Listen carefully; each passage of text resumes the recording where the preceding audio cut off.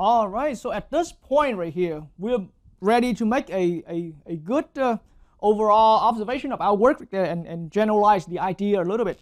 Okay, especially let's now look back. We're not going to go over the whole 3 examples, but let's look back at the results right here. Okay, so in example 8, back to example 8, okay, a little while back right there. So x squared plus 6x plus 8. This was a polynomial, okay, it's quadratic or whatever, but it was a polynomial. Degree 2. Degree 2. All right, and then it gave us here in this particular problem we solved and we found 2 horizontal intercepts. Okay, we found 2 of those. Okay, and I don't need to repeat what they are. It's just we found 2 of them. And then in part B of the same example right here, we had another one. We had f of x equals x squared minus 4x plus 4, degree 2 again. Degree 2, but we only found 1 intercept. And so intercept here, of course, now I'm talking specifically about horizontal intercepts. We only found 1. So now you can already start seeing, and I made that recap in red. I made that remark in red that, you know, this in a word of quadratic degree 2, you know, there were sometimes we had 2 horizontal intercepts, sometimes we had only 1, sometimes we have none. Okay, like for example this case right here of the problem. X squared minus x plus 1, it was a quadratic degree 2. Okay, so these are all degree 2. Okay, so how about I say it myself sometimes, keep writing, repeating degree 2 and degree 2, but we ended up with this particular one right here, 0 intercepts. 0 intercepts. So now I'm talking about the number of intercepts. Okay, 0 intercepts. All right, and so now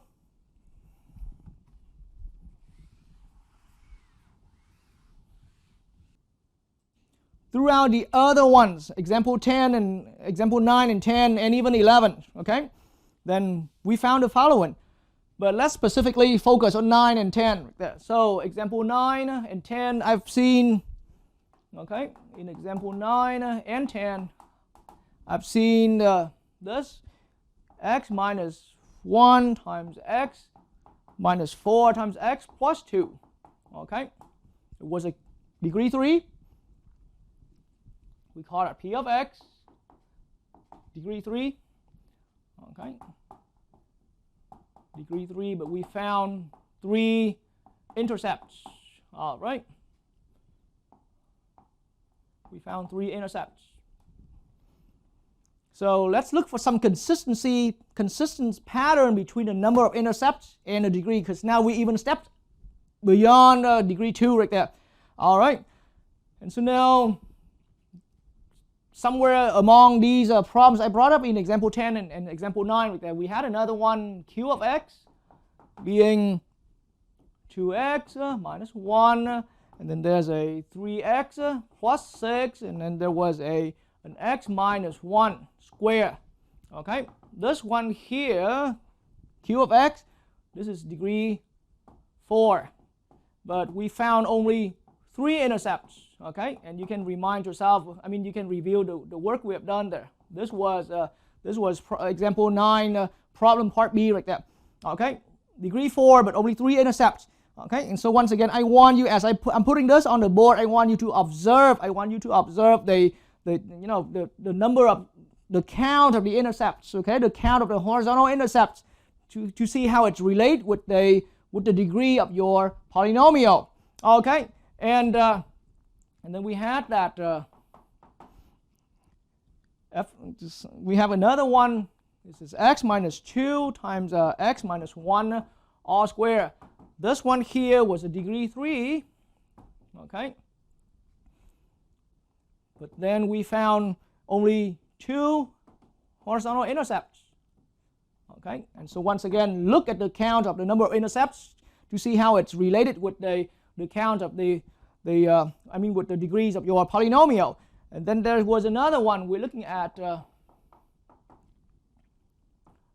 x minus 1 times x plus 1, okay, and then times x minus 3 times x plus 2.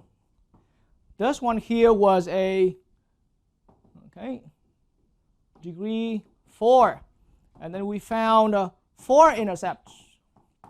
Okay, we found 4 intercepts, and then we had in other problems we had we got x cubed minus 5x squared plus 6x. Okay, degree 3. All right, and we had 3 intercepts. Okay, and so on and so on, and then there were even this f of x that was x cubed minus 8. That was example 10, but part B right there. Okay, and this one here was degree 3, but it had only 1 intercept. All right, and so now at least one thing I can see. Starting with quadratic, and this is also the same with linear as well, where degree 1. Okay, but linear, we already knew that if it's a linear, it will have exactly one solution, one horizontal the intercept. And here, degree 2, we can have 2 horizontal intercepts, 1 intercept, or none. That's for degree 2 particularly. Degree 2 we can have, but we have never seen that a degree 2 polynomial having 3 horizontal intercepts. We never seen something like that. Okay, and then now looking over at these other ones from example 10 and example 9 right here, then degree 3, degree 3, let me underline because now it's a little too squeezy right here. Degree 3, we can have 3 intercepts. Degree 3, we can also have 2 intercepts. Degree 3, we can have 3 intercepts again, and degree 3, we can hit down to 1 intercept. Okay, but again, similar with degree 2, in degree 3, we will have no more than 3 intercepts. 3 is the most. So back in degree 2, when it was a quadratic, 2 horizontal intercepts was the most. And now in degree 3, sometimes we had 3 intercepts, sometimes we had 2, some problem we had 2 intercepts, some other polynomial we had only 1 intercept. Okay, but then for degree 3, we cannot have any more than 3. We have no more than 3 intercepts for degree 3. Okay, and so now let's focus on the 4th degree right here. We have a couple 4th degrees right here, and now let me use a different ink, color ink right here. So this 4th degree, okay, this one 4th degree, only 3 intercepts found. This one here is 4th degree, we found 4 intercepts. Okay, and then we did have another one with a 4th degree among your example 10. We did also have a 4th degree, but with only 2 intercepts. So again, what we realized, when our polynomial was a 4th degree, we had no more, and we can have no more than 4 intercepts. All right, and so in that way, now we're going to start making that general conclusion here.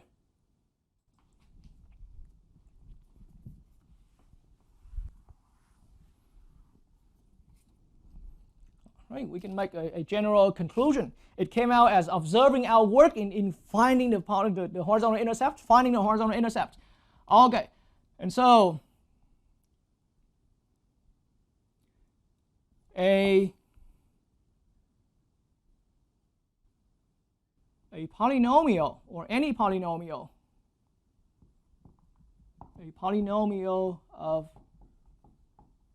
degree n, okay, has some textbooks say no more, like I said earlier, like I was using it, like I was wording it. Some textbooks said at most, okay, no more or at most, or no more than. Some textbooks say no more than, some textbooks say at most. And horizontal intercepts. All right.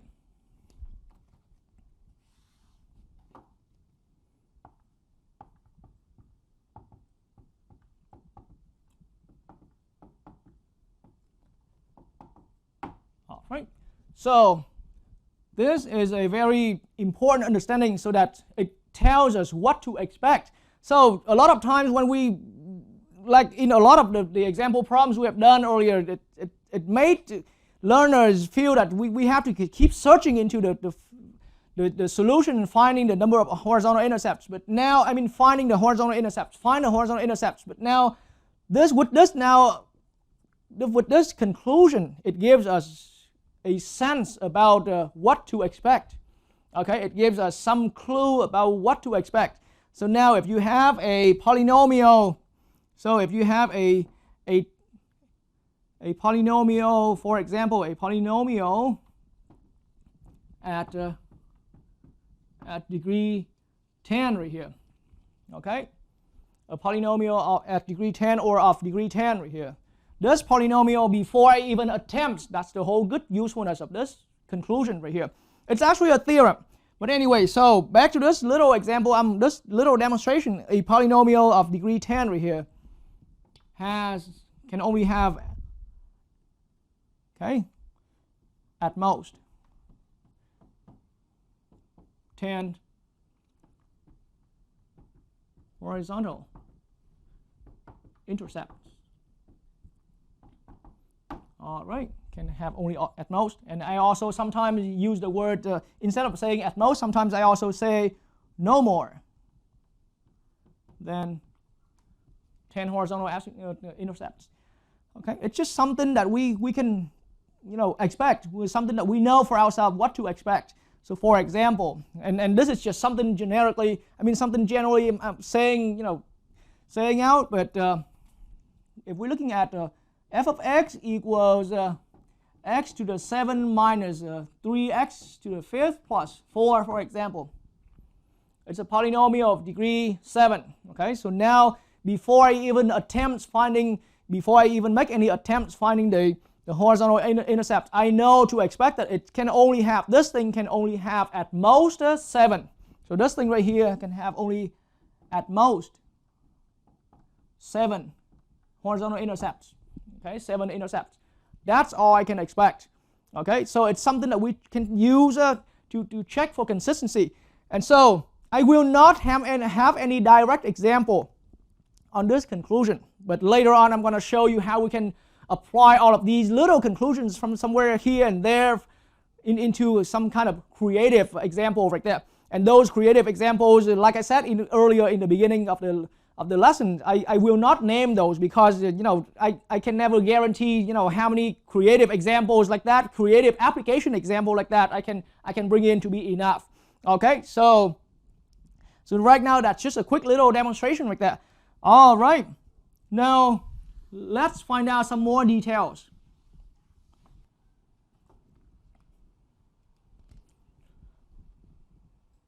All right, so on this board right here, I'm still having a lot of those, and including the problems that we did throughout example 8 right here.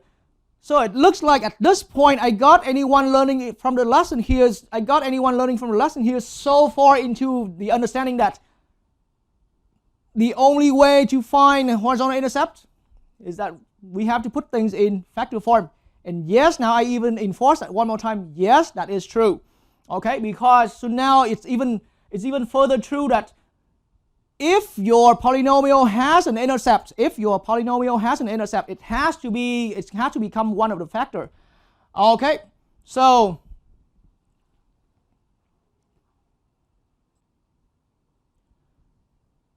all right, so to demonstrate what I was saying earlier, now let me bring back one of those polynomials that we have seen throughout our examples.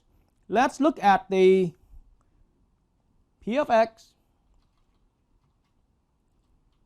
that equals in factor form x minus 1 times x minus 4 times x plus 2. Okay, and now I'm turning on the graph. All right, so in that conclusion I've made earlier, it had this polynomial has only 3 horizontal intercepts. Okay, so now in the way how it is now, and what I was saying just earlier is that now if we if we see the graph, in case that we had the graph given already, then we know that the horizontal intercept must be one of the factor, okay, in your polynomial. So x equals -2 as one of the intercepts seen here in the graph. It has to be a factor, okay, in your polynomial. So we found another intercept. It has to be another factor. So this intercept here is this factor x minus 1. And so if we see another intercept, it has to be another factor. So now graph, a lot of time the usefulness of this is a lot of times when we see a graph of a polynomial before we can see the actual polynomial itself, we expect that we are going to be able to put the polynomial in 1, 2, and 3 separate, at least 3 distinct linear factors right here. Okay.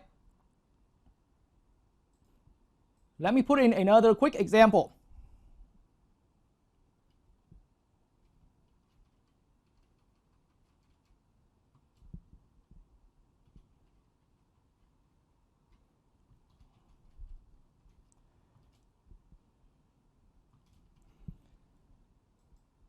All right, so with this current one right here, now with the graph being displayed, okay, so now in what I was saying just earlier, again, we spotted 2 horizontal intercepts right here. So at x equals 1, there has to be at least a factor for it. There has to be at least a linear factor for that. So x equals 1 is corresponding to x minus 1 as a linear factor. X equals 2 is corresponding to a factor, a linear factor, x minus 2. So x equals 2 as the intercept has to be corresponding to at least a linear factor x minus 2. Okay. And so the point I'm trying to say now is that anytime you see a graph, before you even see the actual equation of your polynomial, as long as you see from the graph that you notice there's a horizontal intercept, then you know that your polynomial will have to have at least a linear factor corresponding to that particular x value. So now let's generalize the idea as following.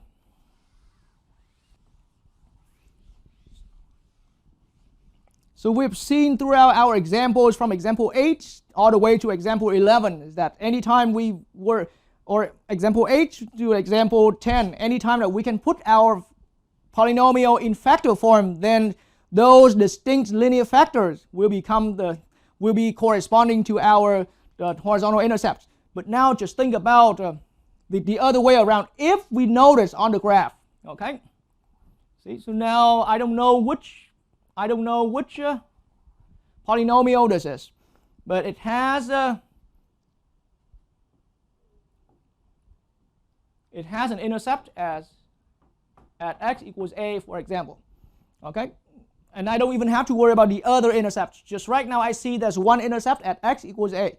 Okay, so now from the graphical point of view, if we're starting out by seeing the graph, this is a polynomial. Okay, one before we can see the actual equation of a polynomial, but now seeing the graph of a polynomial, and now notice from the graph itself that we have an intersection with an intercept, a horizontal intercept, an intersection with the horizontal axis here at an x value, x equals a over here. Then the polynomial f of x, the polynomial f of x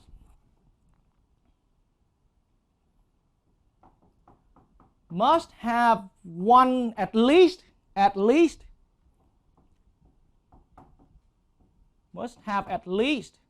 one factor, one distinct linear factor, x minus a, and then multiply with some other polynomial, q of x.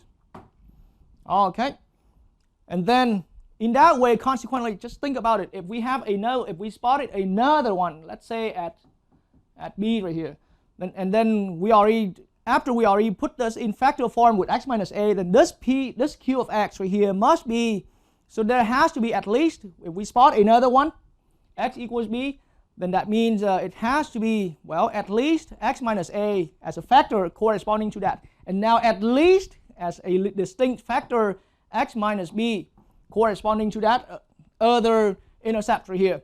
And then multiply with some other remaining polynomial being an R of x. All right, and that's another thing that we can observe.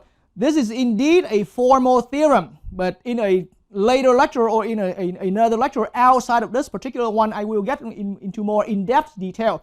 So here all I'm saying now is that from utilizing from the examples we've done, then we can draw out a conclusion as a conclusion. That so now think about it in terms of the opposite way. If we are given a graph at first, without seeing the polynomial equation itself, without seeing the function, the actual function of the polynomial, but then we already spotted that on the graph of this polynomial given here, we have already seen a few horizontal intercepts.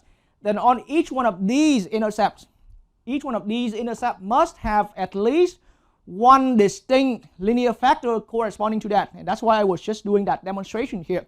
Okay, and so to be precise right here,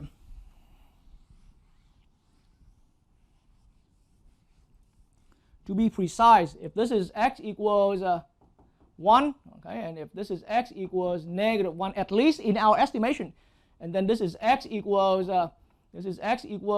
negative 4, for example, okay, and then this is about, that one here is about x equals 7.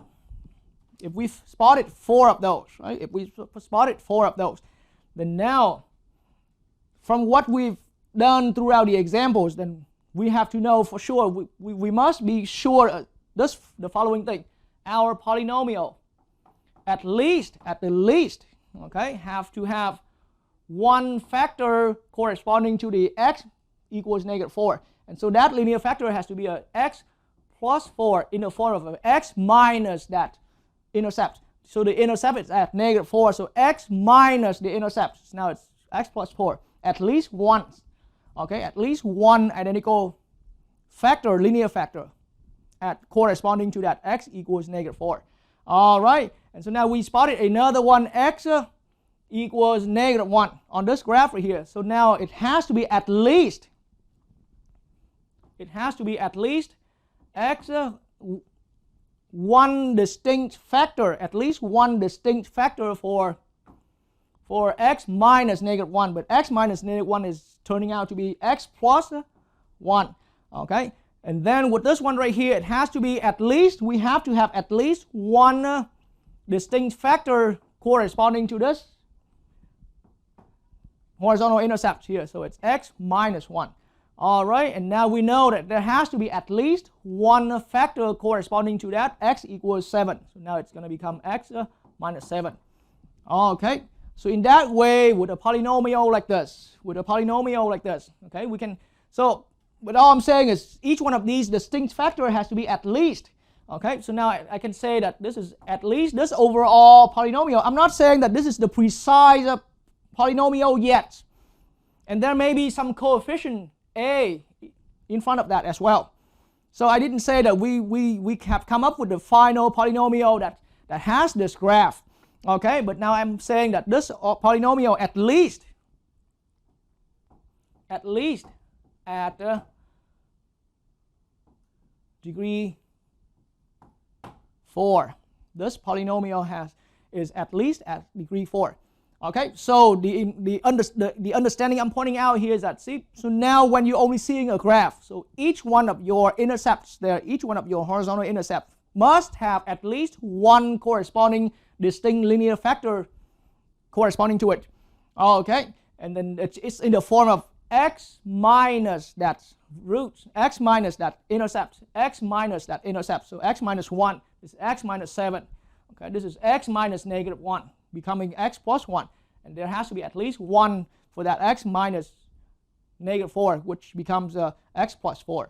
Okay, and so now that's some more information to know about the horizontal intercepts, how it's corresponding. So if we know our polynomial already, and we put that in factor form, then we know each distinct factor is corresponding to a horizontal intercept. And on the other way around, now if we don't see the equation, if we don't have the equation, okay, we only have a graph, and somebody told us, hey, the graph here is the graph of a polynomial, okay, then seeing a horizontal intercept, then we know for sure that in our polynomial, the equation of our polynomial, there must be at least one distinct factor corresponding to each one of our horizontal intercepts there. That's the other way of seeing at that. Okay. All right, and so now let me just demonstrate the idea I've just set here on the board through a couple graphical illustrations. And what I'm doing here is just about a couple of graphical illustrations. They are not formal examples, but I would like to clearly demonstrate that big idea, so to prepare anyone learning on this lesson for the next step right there. Okay, so let's consider each one of these little demonstration examples I pointed out carefully. So right here we at the graph. So on my web browser here, and again I'm working with Desmos, and right here we're at the graph of some polynomial. So this polynomial over here, the graph of this polynomial looks like the graph that I demonstrated here. See, this one right here just simply came out from my own random creativity. Okay, but now, and of course, I am not saying that the graph we saw here with Desmos is exactly the same graph, but now there are similarities between the two graphs here, the one I have on this web browser with Desmos here and the one I had on the board earlier. Okay, so let's put it in the closer zoom right here, and I'm going to mention exactly what I'm about to say. This graph here, okay, has that horizontal intercept at x equals -4. Okay, it has another horizontal intercept at x equals -1. That's right now, all I'm saying is that's what we observe through the graph. That's what our eyes are seeing through the graph. Okay, and so now again on the next one I see there is another horizontal intercept on the value here at x equals 1. And of course, assuming, let's stay with the simple case, I mean, let's stay with the tradition here where the horizontal axis here is the x value. Okay, and we have another one at x equals 7. Just like what I demonstrated earlier here. And again, the shape here does not entirely, the shapes of the two graphs do not look entirely the same, but at least it has quite some good amount of similarity. The graph here is bending up, bending down, and bending up and bending down, like almost like an upside down W. The same with the one we saw on the web browser here with Desmos here. Okay, so going up and bend down and going up and bending down, and that's why it caused all these points. But so we will study more specifically about the bending up and bending down. But right now, at these this graph at least going through the same horizontal intercepts like the one I had on the board. And so now just like that, then now I show the actual equation. So the function, the equation for this particular graph that generated this graph is in the following form. And of course, in factor form here, then clearly we can see now this is just a coefficient similar to that coefficient I had here, which in this case, it just came out from my own random creativity, so I had to leave that as some general a value. But look at how the graph that you just now saw with Desmos and to be agree with this one right here. Okay, see, it has to have, and like in the terms I used carefully earlier. Now, as soon as we spotted that the graph went through the horizontal axis at one point, say in this picture here, x equals -4, then we have to have at least one factor. And I'm only saying, so far I only saying, and I do want to emphasize that term, we only have at least one factor. That's all I know for now. At least one factor of x plus 4. Okay, corresponding to that. And really, x plus 4 is the same as x minus -4. Okay, and so now once again back on the graph right here, we can see that this one -1/50 could be something equivalent to our a in that faster problem I brought up on the board, in that quick problem I brought up on the board. And then see, this is x plus 4 as one particular factor, at least one. And then we have another one. Okay, x plus 1 here. So this factor here completely different from x plus 4. That factor is corresponding to this particular intercept, horizontal intercept. And moving on the list, we have another one.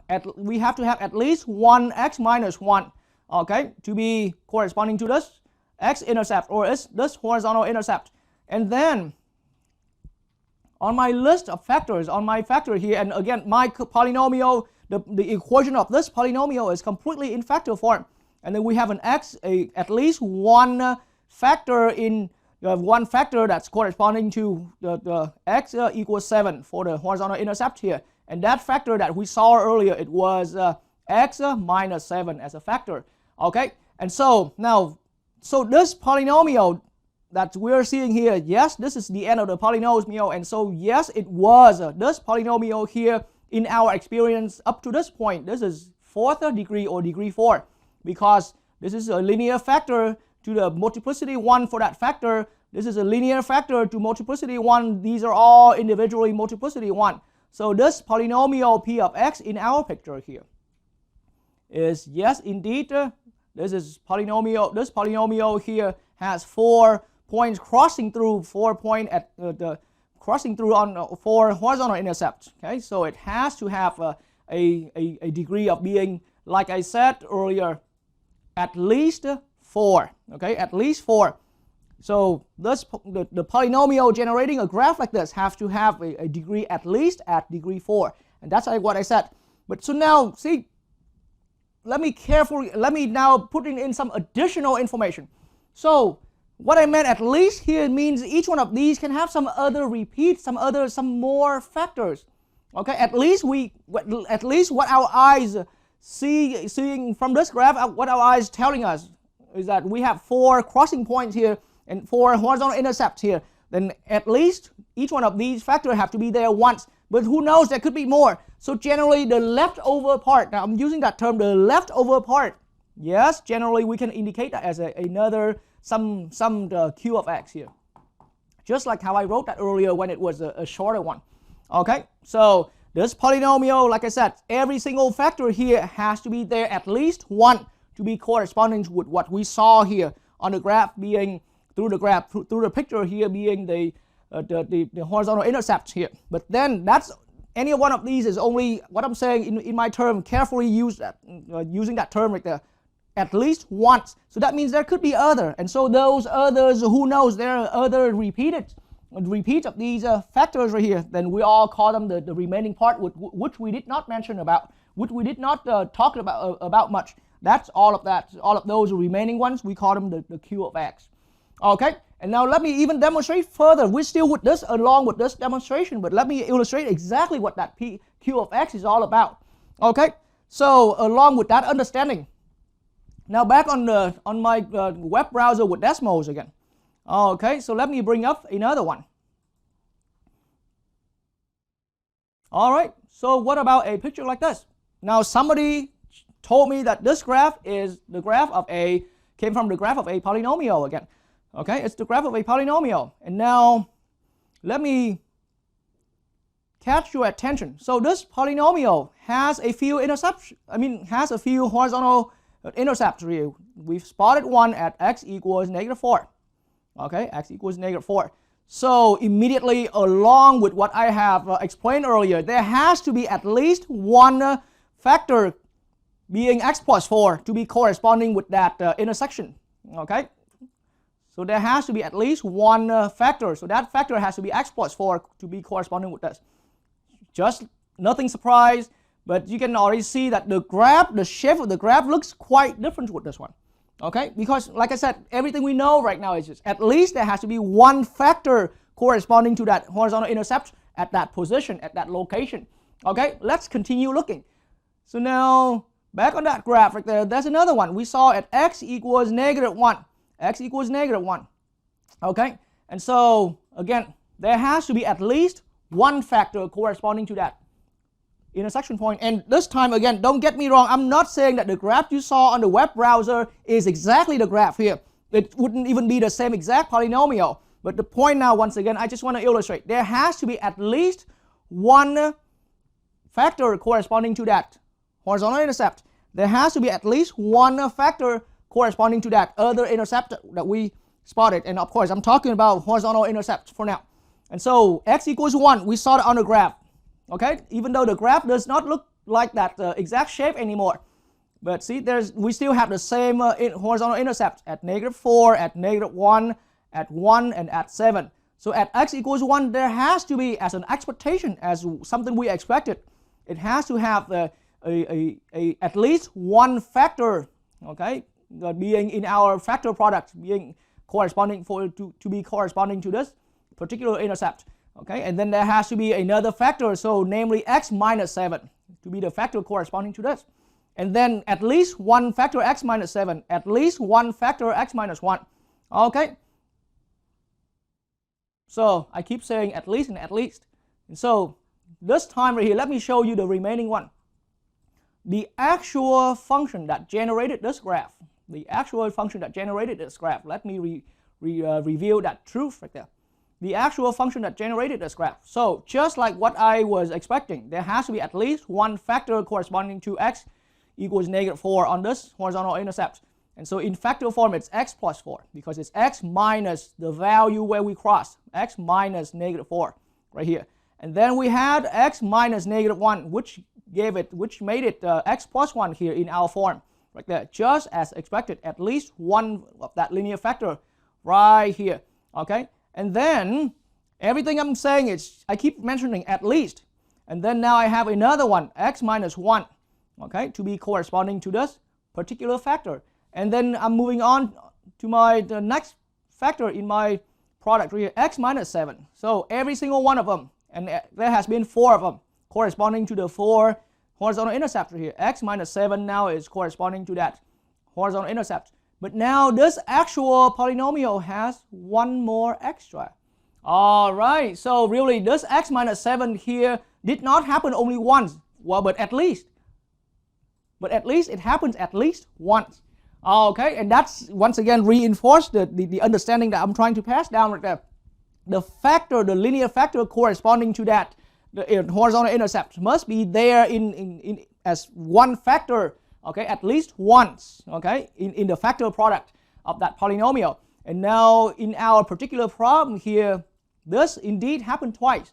Okay, so this part right here, this extra x minus 7, okay, is what I overall regarded as the q of x part right there, that q of x, because right now I only talked about any of those factors that has to be at least once in the picture. But then at least one means that this one here could be more, that one here could be more too.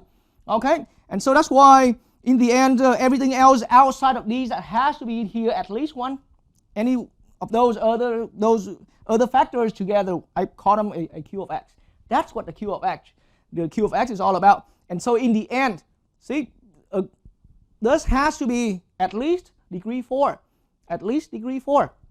And so now look back in the graph right here, the one we saw really through the graph. It was, there's a factor here, there's another linear factor here, so that made degree 2. The third one is here, that made degree 3. The fourth one is here, that makes degree 4. So we know this polynomial has to be at least degree 4.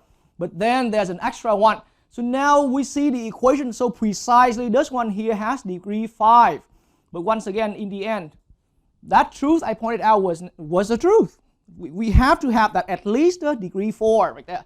Okay, and so now I'm gonna quickly put in a few other demos graphs right there. Okay, so now back on my graphing screen right here. Let's look at a different one. All right, so now this one here as an expectation. Now my graph here crosses through my graph here. Well, somebody told me that it's the graph of a polynomial, and what I see right in front of me through my eyes, this graph crosses through my horizontal axis here at 3 spotted points. Okay, 3 spotted places. X equals -1. And I'm not even worried about precisions or anything like that. Whatever my eyes are telling me right now, that's what I accept for now. So I see one intercept, one horizontal intercept at x equals -1, another one at x equals 0, another one at x equals 2. Okay, so there are only 3 here. All right, there are only 3 here. So now I know for sure there has to be at least one factor corresponding to x equals -1. So in factor form, it has to be x minus negative 1, which is x plus 1. So now let me reveal that truth right there. Right there, x plus 1. Okay, x plus 1 is to be corresponding with that factor. And then I had one at x equals 0. So this is why we have that at least we have to have one factor x minus 0, which is simply just x algebraically. Okay, right there, at least one in our factor. And then now x minus 2 is corresponding to that factor. Okay, x minus 2, this factor here is corresponding to that horizontal intercept. Okay, I apologize in case I said the wrong term earlier, but this factor x minus 2 is corresponding to the intercept at x equal 2. And so it was there at least one, that factor. So now the polynomial here, I know before I pull up the graph, before I pull up the actual picture here, I know that this polynomial, the polynomial that has this graph, must have degree at least 3. At least 3. And now look at the real reality behind the scenes. Yes, the polynomial here had degree higher than 3. It's degree 4 actually, because there's indeed that extra factor right here. So x minus 2 looks like x minus 2 appeared twice in my polynomial. But so in the end, it's nothing contradicting with what I've been saying so far. Okay, nothing contradicting with that, or what I so-called the truth about these. Any of those factors that we recognize, has to appear at least once, okay, in the polynomial as a factor. Okay, and then anything else that we did not mention, right, we consider that as a q of x. Okay, and then eventually I'm going to lead anyone into all of that ideas about multiplicity and all that. But for now, let's just get ourselves a little bit fluent. And again, none of these demonstration problems I brought up here is an example yet. Okay, it's not any of those formal example. Okay, and so now that's quite agreed now that this polynomial here, the total degree here is actually degree 4. So 1 factor, 2 factor, 3 factor, and 4 factors. This x minus 2 appeared twice in my polynomial. Okay, and now let's look at another one. Okay, so what about this one right here? All right, the picture show now the zooming level right now is quite far out, so I'm gonna zoom it in a little more. All right, so let's put it in some closer zoom, and now we spot it through our own eyes, and that's all we need to rely on right now. We spotted that this graph horizontally intercepts the x-axis, the horizontal axis, at only 2 points, 2 values, x equals 1 and x equals 2. Okay, x equals 1 and x equals 2. Okay, so I know for sure that x minus 1 has to be in my factor form at least once, or in my factor product of the polynomial which gives this graph. I have to have the factor x minus 1 at least once. And then I must also have at least one factor for x minus 2 to be corresponding with this. All right, so in that case, let's look at the result right here. The actual equation for this polynomial is here. See, so x minus 1 appears once in my equation, which is corresponding to this particular factor. And then x minus 2 is in this factor product of my polynomial at least once, okay, to be corresponding to that x minus 2. And then, so as expected, before I even show that equation, then I had an expectation in mind. That this polynomial has to be at least, I'm saying at least degree 2. At least degree 2. But of course, you may agree, you may not agree, but I'm only saying at least degree 2, meaning it could be higher. Okay, because of course at this point, for anyone who has already been fluent enough with what we discussed earlier in terms of degrees and long run behavior or end behavior, thing like that, you may already start disagreeing with what I said about something about degree 2, but remember what I said clearly. I said at least degree 2. That means if you don't agree with degree 2, it could be degree 3 or higher. All right, so in that way, now looking back at the actual picture on the graph, the degree for this polynomial, the degree for this graph right here, the degree of the polynomial for this graph is indeed degree 3 right there. And we had x minus 1 appear, x minus 1 being part of this factor product twice. Okay, and so now we are ready to drive into that formal generalization. Okay, and throughout so many textbooks allowed me to pick this version of one of the textbooks that has this description, this generalization that I feel the best. Okay, some of those out there is a little lengthy, some of those a little too short, too little amount of information. But this one I found is about just good enough for any of our level over here. Okay, so now on this board, allow me to write that down. And this is indeed an actual theorem, but allow me to just come up with, think of that as a generalization, as a rule. Okay, and then we will come back to this in some later lectures when we formally talk about some more algebraic details of that, and we will be able to give it a name as a theorem. But for now, just think about this. Yes, we can call it a theorem, but as far as naming or whatever that is, not too important. So it's just a theorem right here, quite useful for us. Okay, so a polynomial, or any polynomial, okay, any polynomial has a horizontal intercept. All right, any polynomial has a horizontal intercept, and I'm using that word a horizontal intercept at x equals a, or maybe too many a's may confuse, at x equals c. A polynomial has a horizontal intercept at x equals c. This term, I like that from this book I saw right here. Exactly, okay, exactly when x minus c, exactly when x minus c is a factor, okay, is a factor of the polynomial, is a factor of the polynomial.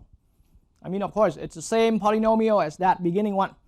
Okay, so I can throw in that that quick symbol, a polynomial. How about p of x? Okay, has a horizontal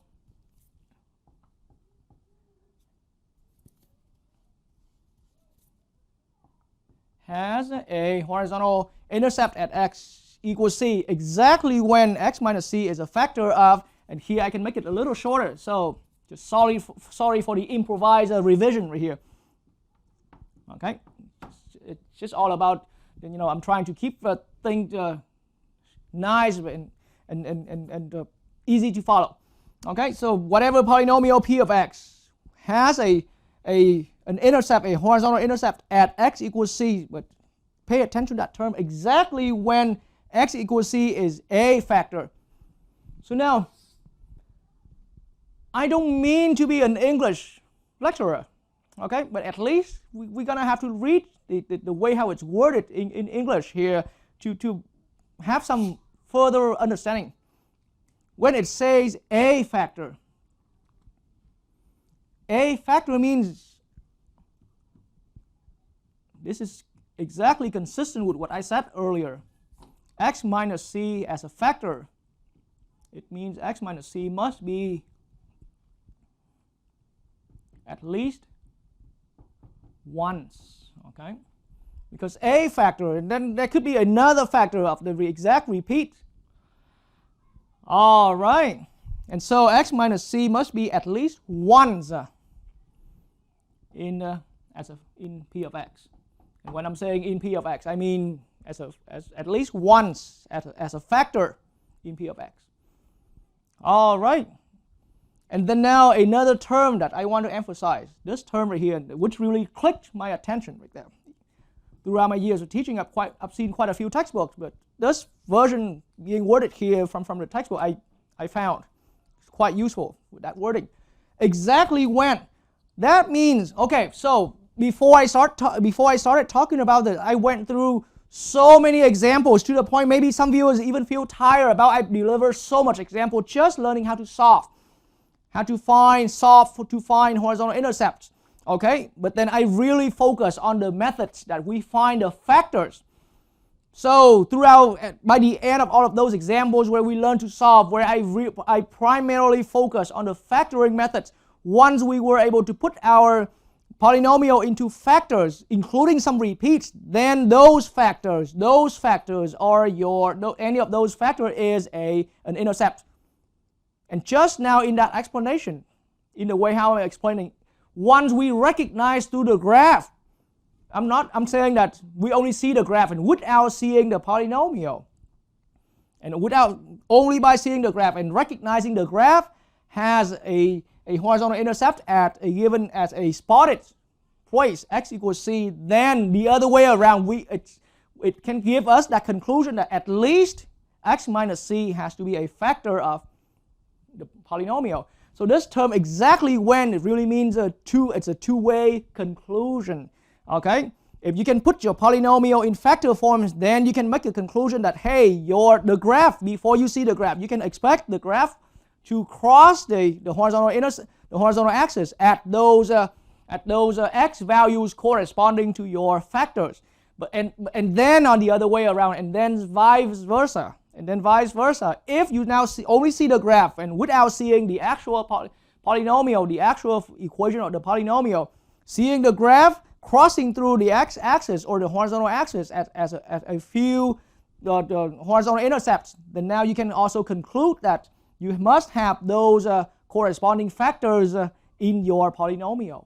That's how important that factor is. I mean, this theorem is. Okay, it has a nice name as well. It has a really good name, but allow me, because here we're only looking at that in a deep enough level, but not too far deep. And like I said earlier in the beginning of this lesson, there are PhDs out there who spend their own lifetime learning just on the polynomials. And so whatever we learn here is just enough for us to use it, to feel useful about polynomial and carry it on to the calculus course. But of course, I can't go too far yet until some other next lectures where we specifically emphasize more into these details of a polynomial. Okay, so now in that way, once we are all clear with that idea, and you have seen it on the Y-map graphs, I mean on the decimals graphs I've said earlier, I pointed out earlier. See, once we spotted that our graph crosses, okay, then any of these corresponding factor has to be there once. And then you have seen that in the examples even before that, sometimes a factor that's corresponding to a horizontal intercept may appear more than once. And like right here, I said, if we saw something, if we saw an intersection or an intercept, there has to be at least. So that term at least means there could be more of the same factor. That could be a repeat. All right. And so now, ladies and gentlemen, allow me to introduce that term right there. Okay, so now I can put this information away. And now allow me to bring back a couple of problems that we did throughout the examples earlier. So there was also a good usefulness of bringing up quite a good number of problems throughout the earlier examples, because that became a bank of problems for us. Okay, so now let me bring up one that we worked through, and it had the following. So how about let's look at the polynomial as following: p of x, okay, equals indeed, let's call it q of x right here. That's here is 2x minus 1 times a 3x plus 6 times an x minus 1 all squared. This problem came from, if we have to make that note, if we have to make that connection, then I'll just point it out again. This came from example 9 part B. Okay, that's where it came from. I worked on this, and we looked at this polynomial and solved for the horizontal intercept. We were finding horizontal intercepts right on that polynomial. So think of that example. Feel free to roll back the video if you have to. Okay, but think of that example and now blend it together with what we have learned now. Seeing at least one unique factor here. So I am expect on the graph there has to be one horizontal intercept at, see, so right here we had at x equals 1/2.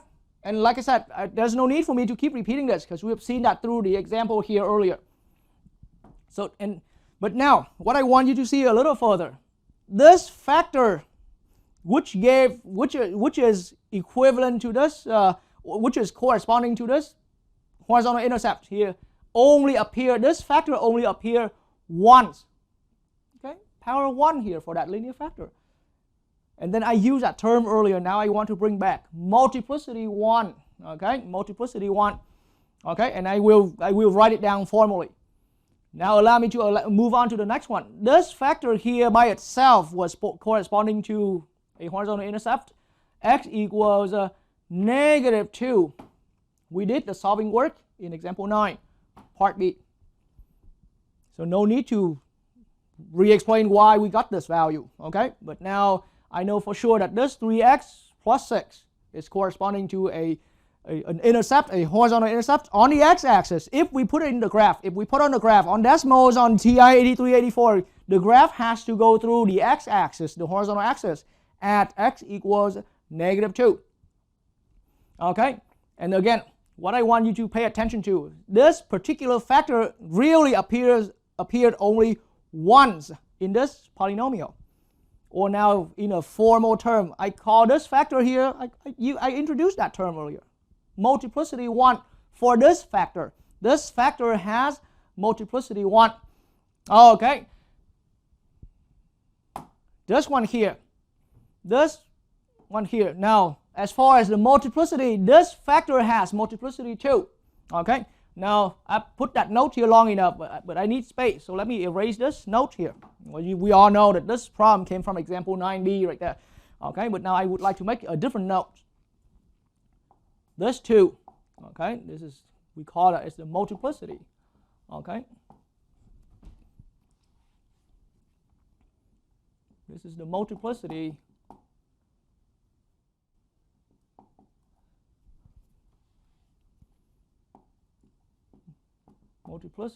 of x minus 1.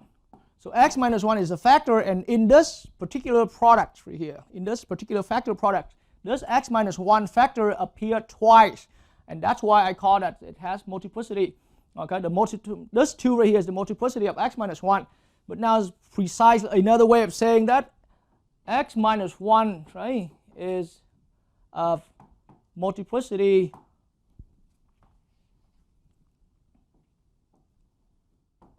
multiplicity 2. That's another way of saying it.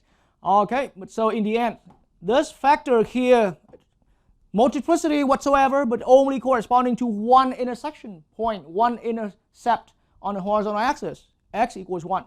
So as far as the intercept itself, there's only physically one, but the factor appeared twice. Okay, and so now, ladies and gentlemen, allow me to kind of reorganize this. So this is equivalent to the horizontal intercept at x equals 1/2. This is x equals -2. And this is x equals 1. But now, that term multiplicity that I used earlier, I used them, and I made my viewers, my students, to think that multiplicity is only a property on these factors. Okay, it's true, it's still true. But now further, and even more importantly, that term multiplicity I'm using again. That term multiplicity I'm using again, but I'm using that also as a property on these horizontal intercepts. Okay, so now I'm saying in this way I'm seeing, and I pointed out this one here. So now x is equal 1/2. It's now at multiplicity. Okay, this is a horizontal intercept at multiplicity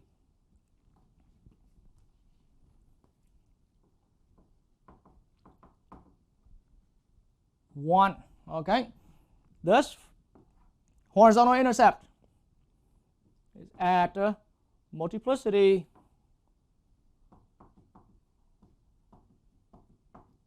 1 as well. But this particular horizontal intercept is at multiplicity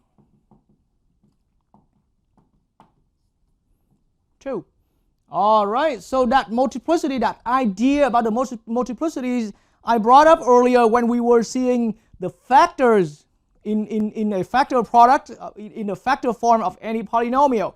That term multiplicity now is also a property, right? That term multiplicity is also a property we can use for all of these horizontal intercepts. So formally speaking, okay, so now that multiplicity 1 here, seeing that multiplicity 1, I can also say that my horizontal intercept, x equals 1/2, is at, okay, multiplicity 1. Or this 1 right here is the multiplicity 1 here is the multiplicity of x equals 1/2, the horizontal intercept. Okay, that's another way of saying it. And this is here, this is really indeed power 1 right there, multiplicity 1 for that factor, and now it's also multiplicity 1 for this horizontal intercept. Okay, or you can say the horizontal intercept x equals -2 is at multiplicity 1 is at multiplicity 1, and this one here is this horizontal intercept is at multiplicity 2, or multiplicity 2, or 2 is the multiplicity of this horizontal intercept at x equals 1. There are quite a few different ways, but the idea now is that multiplicity also means that, you know, the multiplicity of the factors also means the same as the multiplicity on the horizontal intercept itself, right there. Okay, so each one of the horizontal intercepts has a multiplicity coming along with that, okay, associated with that. All right, so now in that way, allow me to bring up the next example, okay, and so it's all thanks to that theorem that we pointed out here, because that theorem only mentioned for us that, you know, we have to have at least any time that we spot it, right, or in order to have a horizontal intercept at x equals c right there, then the only way for that, x minus c has to be a factor in our polynomial p of x, but has to be at least 1. So at least 1 means that there could be more of the same kind possibly. And that's the reason why it led to all that consequence that we can have multiplicities associated with each one of our factor, right there, with each one of our horizontal intercepts. Okay, so now I'm going to erase this. And let's look at some pretty direct example.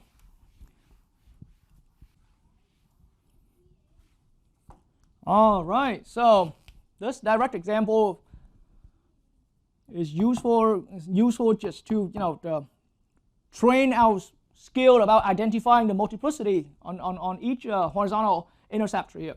Okay, so now we're at example 12 here. Okay, identify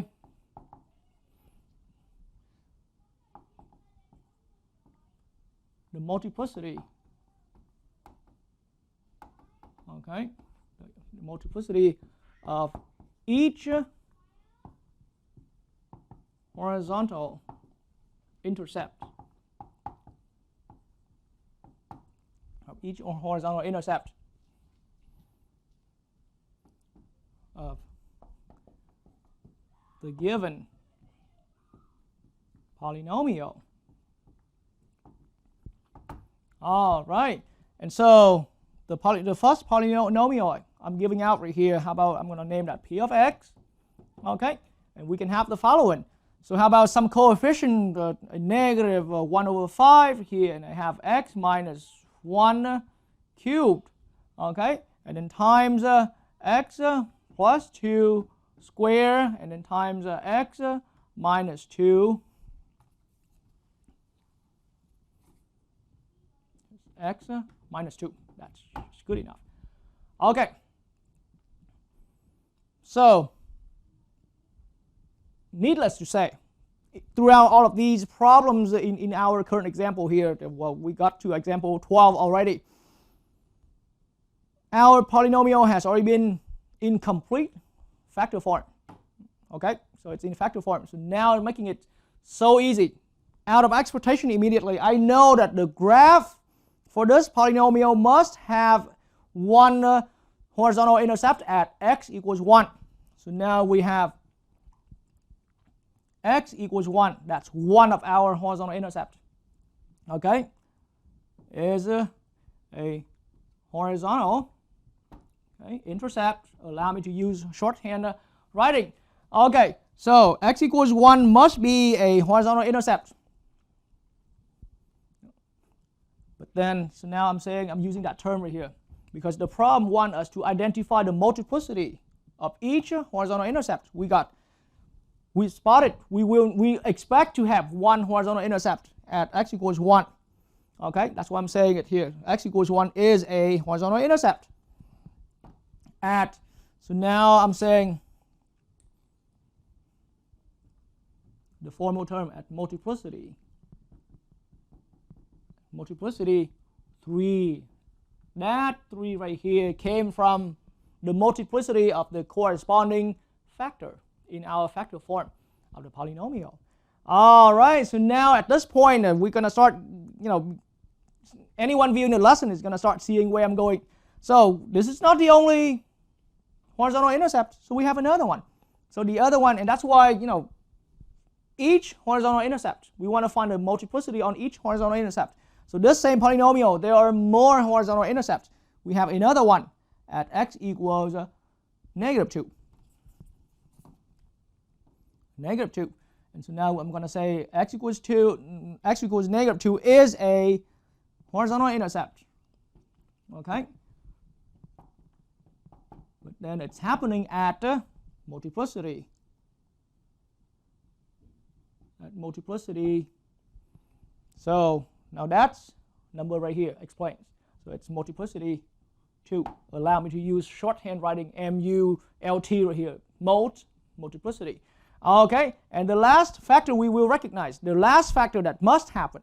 So it has to have a horizontal intercept at x equals 1. It has to have a horizontal intercept at x equals -2. And it has to have the polynomial, the graph of this polynomial has to have another intercept at another horizontal intercept at x equals 2, positive 2. Okay, so x equals positive 2 is a horizontal intercept at, and so now it was not written here. That means power 1. That means multiplicity 1. Okay, at multiplicity 1. So a multiplicity of a horizontal intercept, needless to give a formal definition. It just means how many times the factors corresponding to that horizontal intercept appears in the factor form. Okay, so we originally seen that ideas, okay, and then we made that transition into now using that idea about the multiplicity as a multiplicity of a specific horizontal intercept. Okay, so now let's look at another problem. And so these are just meant to be easy one right here. And by the way, this polynomial, let's apply our understanding a little bit, even though it was not asked in this problem right here. It's the degree 3 plus 2 plus 1. See, we total up. It's another connection between these multiplicities associated with these roots. Associated with these horizontal intercepts. Okay, with the degrees, the total degree. The total degree of our polynomial here is 3 plus 2 plus 1. So it's degree 6 right there. So degree 6 is our polynomial. Okay, it's a total polynomial. And see, in what I explained earlier, this at least we will have 3 horizontal intercepts. So the degree here has to be at least 3. At least 3. But then of course, now precisely it's 6. It's already higher than 3. At least just means that at the lowest, in the way how it looks right here, at the lowest, it has to be 3. Okay? But now it's precisely 6 because now totaling up all of these multiplicities gives us the total degree, the final degree, the overall degree of our polynomial. All right. And so now let's look into another one.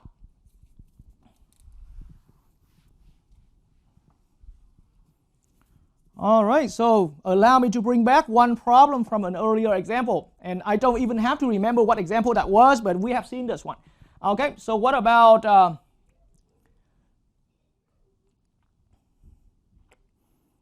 polynomial p of x that equals x minus 1 square times x plus 1 square. Okay, this one here is not too direct, but really it came from example 10 part C right there. Okay, I brought up that example earlier in the hope to briefly review, or you may feel it useful or you may not feel it useful, but hopefully I review some of your skills that you have seen in your past courses about factoring a polynomial. So in example 10 part C, I had a polynomial and then we factor it down to this. Okay, and so now let's talk about once we have already successfully put our polynomial in factor form like this, complete factor form, where we have factored it down completely. Then now we saw as far as the number of distinct factor, we have two distinct factors, x minus 1 and x plus 1. Okay, so so now I'm expecting there will be two, according to that theorem I erased earlier, I am expecting the graph to have two horizontal intercepts. One of them is at x equals 1. So x equals 1 is a horizontal intercept. Okay, but now specifically this problem, we're talking about multiplicity. So that multiplicity of the factor here is now the multiplicity of our horizontal intercept. Okay, so I'm saying at multiplicity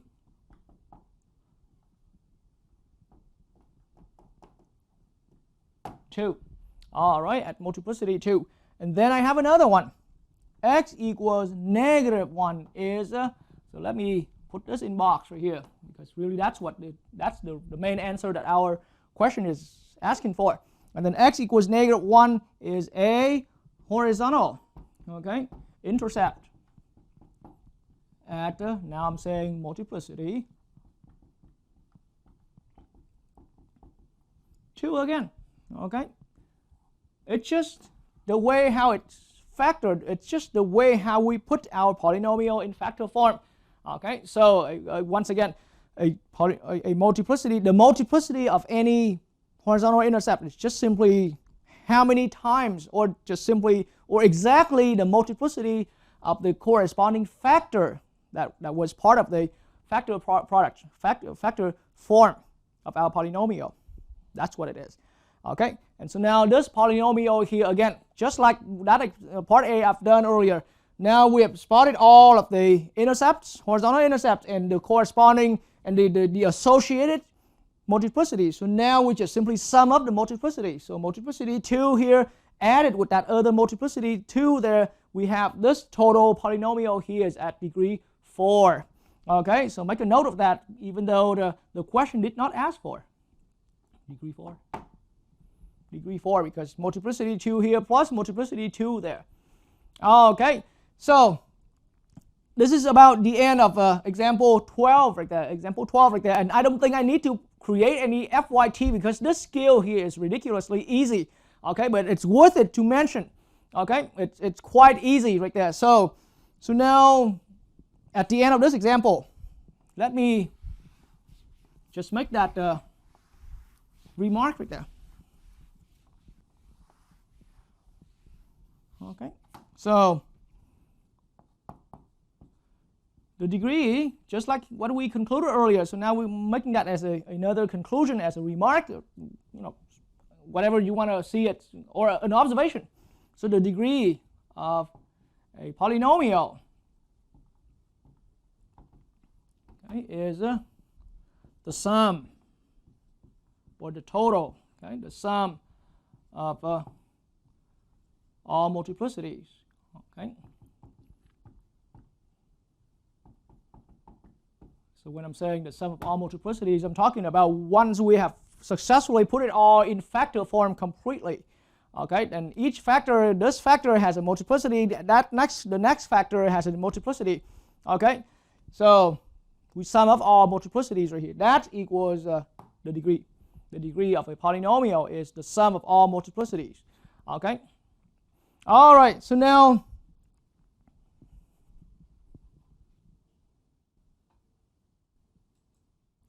on this board here, it's now time for me to clarify a couple of terminologies right here.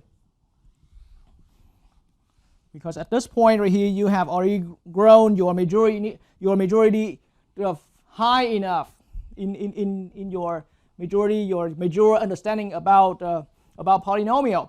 I'm not saying that you have learned all details yet, but you have learned far enough so I can start using the following term, because terminologies keep evolving every day. Okay, when it was my time right here, I was taught slightly different ways of how to call these names right here, and my professors back then was also focusing on those on other different ways of calling these names right here. And now in these days, the more and more people calling it these in different names right here.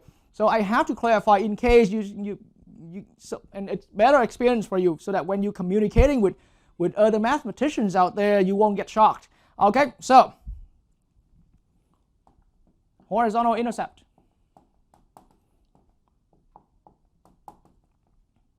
But I'm specifically talking about horizontal intercept of a polynomial right here. Okay, I'm only talking about polynomial right now. So the horizontal intercept of a polynomial is also known as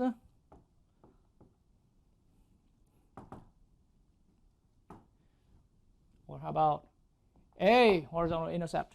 Any horizontal intercept of a polynomial is also known as a zero.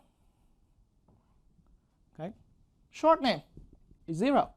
Horizontal intercept, longer name, longer way of saying it, but it has different meaning.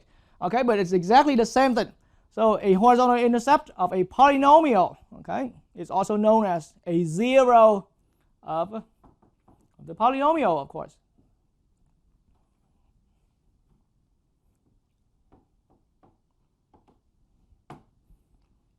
I'm not saying this is all this is another way of saying it's a horizontal intercept. Okay, let me briefly explain why.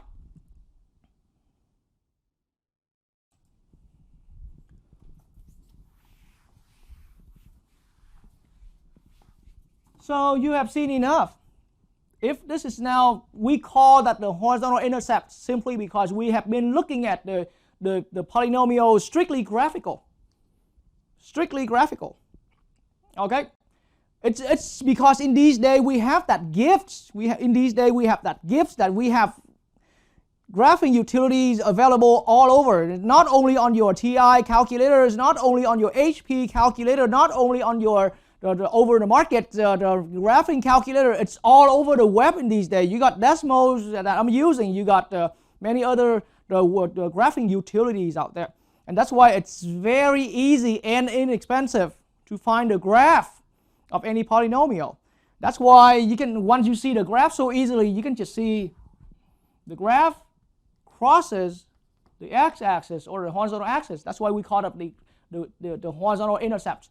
That's the reason why in these days a lot of professors call it these places right here the horizontal intercepts, and it makes perfect sense with that way right here to make it really like the graph of any polynomial. In the end, it's just like the graph of any other function. When it crosses with the x-axis or the horizontal axis, we call them the horizontal intercept.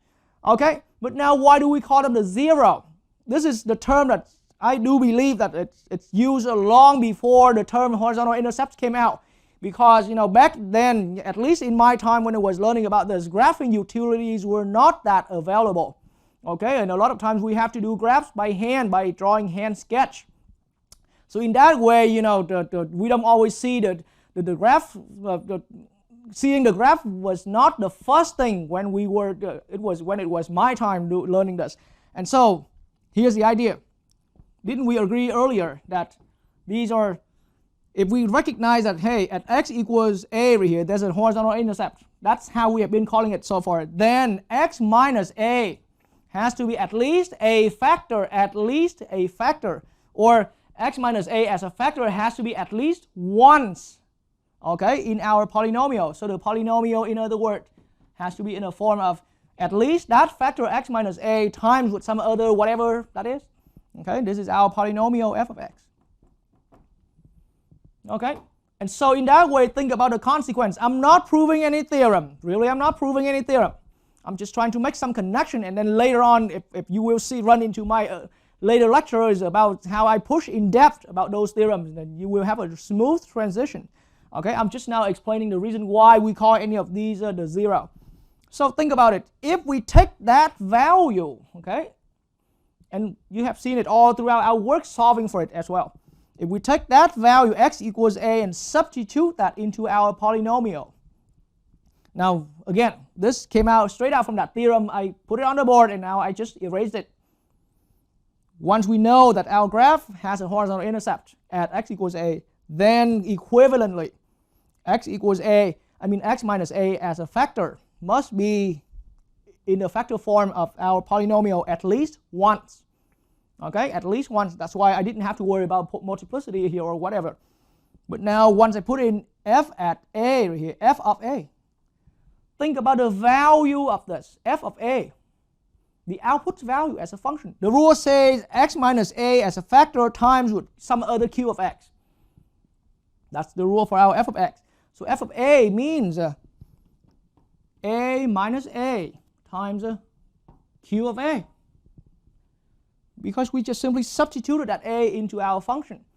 Okay, and so now, regardless of what q of a will turn out to be, but a of a minus a will strictly equal 0.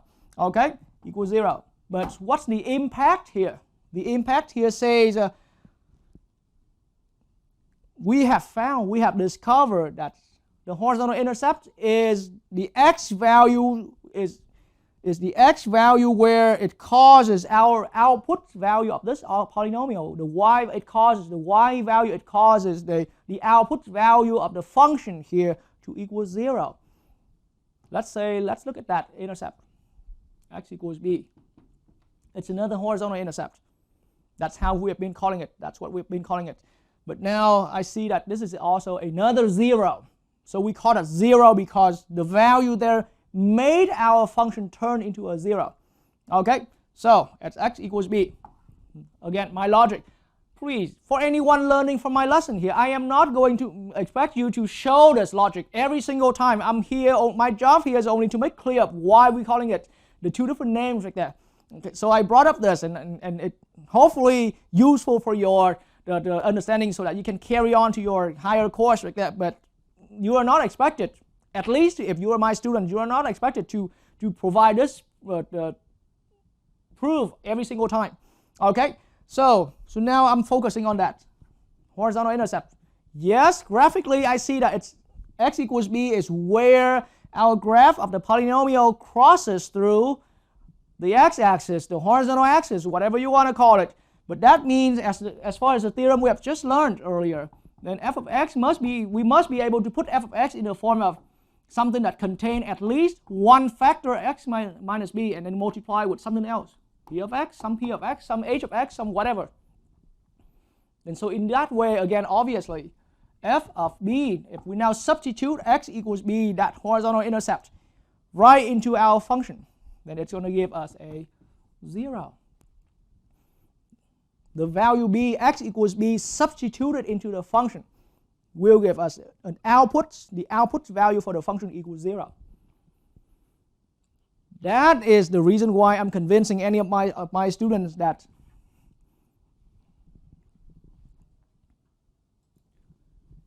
any horizontal intercept of a polynomial is also known as a 0. A 0, because that at that value x equals a or x equals b, at that value it causes the polynomial to equal 0 as the overall output. All right, and so indeed in the traditional in the classical study about polynomials, where long before graphs came out, there were mathematicians, ancient mathematicians who study about these fascinating functions, that the polynomials, and they already learned that there are those values, those x values, those inputs values causing the polynomial value to equal 0 were so fascinating even before they came up with advanced graphing technology. And so that's why historically speaking, I believe the term 0 here came out before the term horizontal intercepts. But in these days, we see graphs so easily, so it's easier to explain zeros of a polynomial, right, as horizontal intercepts. They are exactly the same thing. All right, but those are not, surprisingly, those are not the only names for a horizontal intercept. Okay, so a horizontal intercept in what we've been learning as a name, okay, is also known as a zero, and also known as another name right here, a root, okay, also known as a root of the polynomial.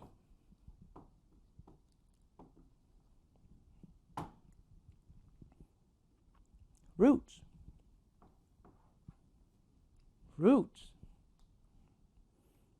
Isn't that any chance connected to the term square root and cube root and all that? Indeed. Historically speaking, yes, it is. Okay, because so now when we see a horizontal intercept as a root, here's why. Again, let me bring up a friendly example, a friendly little example. Doesn't have to be a lengthy one. Just think of a quadratic. Just think of a quadratic. A quadratic is now legally a polynomial in degree 2. So just think about something like this. An ax squared plus a bx plus c. It's a quadratic, but now legally it's a degree 2 polynomial. And so now the graph of a polynomial, a graph of a polynomial like this, of a degree 2 polynomial, and I don't even have to draw that nicely at the center. It could be just whatever. But pointing up or pointing down, pointing up or pointing down. But if it crosses, if the graph of any polynomial crosses, okay, then we call these x-intercept or horizontal intercept, or now zeros. But so now think about our process of solving for these zeros here. Think about our process back then that we've learned in the previous courses. Think about part of the process that we solve for. Then don't we have to set the polynomial ax squared plus bx plus c to equal 0? It's an equation.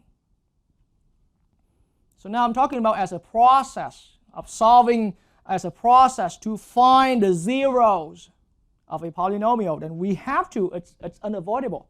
It's just part of that process. We have to solve for, we solve for the zeros. We're finding the zeros, or we're finding the horizontal intercepts by setting the entire polynomial equal 0. And so now specifically in the case I'm talking about those quadratic, I brought up the quadratic here just to convince you about the work right here, but it's even a lot more general than that. Okay, but see, as part of the solving quadratic, we brought in the following formula: minus b plus or minus square roots, okay, b squared minus 4ac plus 2a.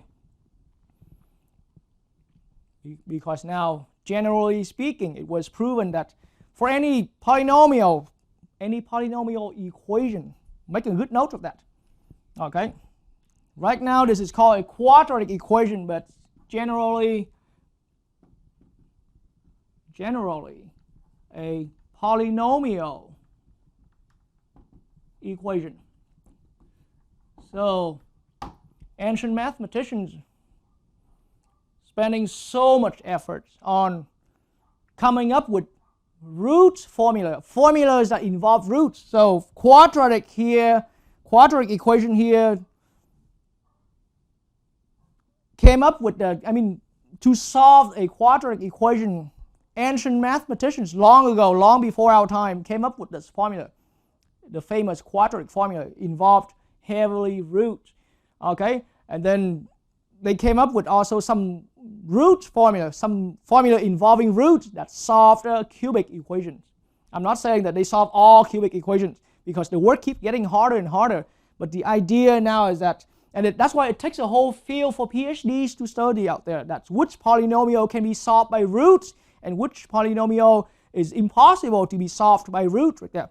Which polynomial equation can be solved by roots and which polynomial is impossible to solve by roots. But in the end, it's all about where any polynomial is associated with some kind of roots right there. Okay, so a quadratic, when we solve that polynomial equation, then we need to use a square root to solve it. Okay, to find the zeros. If it's a cubic, power 3 is the highest degree right there. And then in the work of solving for the zero, we have to use a cube root. Let me bring up that little example here. Think about that equation, x cubed equals 0. It's now a polynomial equation. Power 3, cubic. Okay, to find the zero for this equation, x equals a cube root of 0. That's ultimately the operations we use behind the scene there. And that's why now it's the value that comes out, it's called the root. The zero that we obtain, because to get that zero, we have to use a root operation. That's why, you know, there were also another name for that. Any zero is also regarded as the root, okay, the root of the polynomial. Okay, so that's all the clarifications regarding the naming of any polynomial. So the naming of the horizontal intercepts of the polynomial.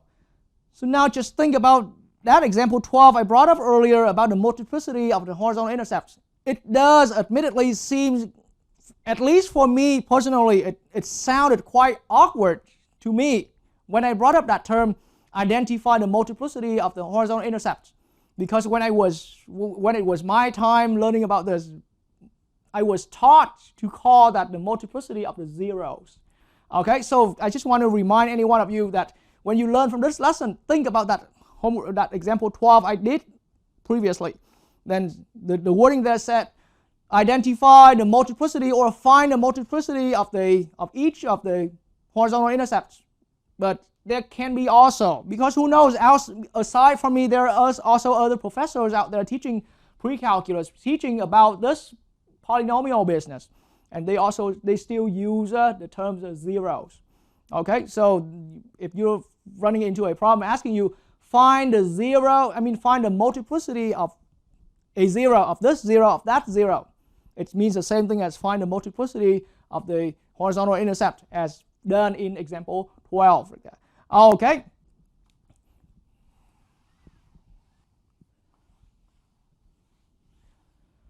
All right, so now at this point we have learned about that fascinating about, well, we've learned some more naming.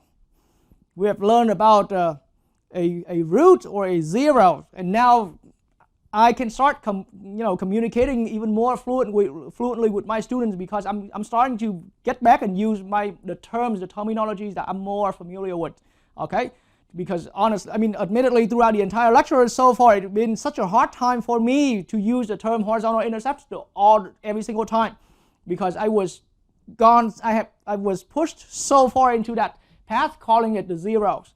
Okay, so now as we're all clear about the terminologies, we have specifically learned that any zero of a polynomial, okay, any zero of a polynomial has multiplicity, either from multiplicity 1 to multiplicity whatever.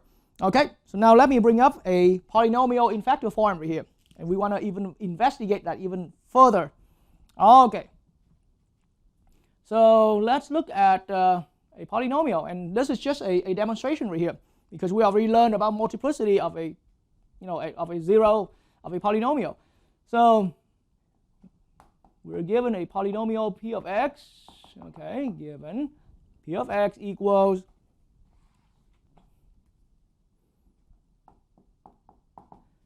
how about some general a coefficient, and then here let's say x x plus 1 to the third power. This is x minus 1 square power, okay, and then x minus 3 power 1, okay, and then how about x plus 2 fourth power, okay, so that's all there is. It's a polynomial given in factor form, just to keep things easy for us. Okay, so now immediately we will have the following zeros, okay, or horizontal intercepts. So now we have zeros. This is the list of our zeros here. Or yes, keep in mind horizontal intercepts. But see, for me, I still personally prefer using zeros. It's easier to say. So now as far as the list of zeros here, I'm looking at x equals -1 is one of them. Just like that theorem we've learned earlier.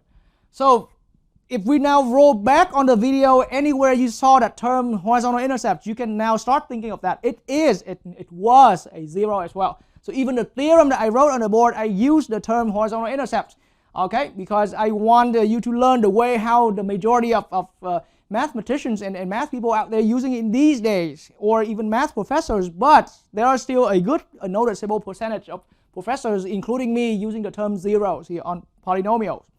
Okay, so x equals -1, right out from this polynomial, because we see, at least we see a distinct factor here.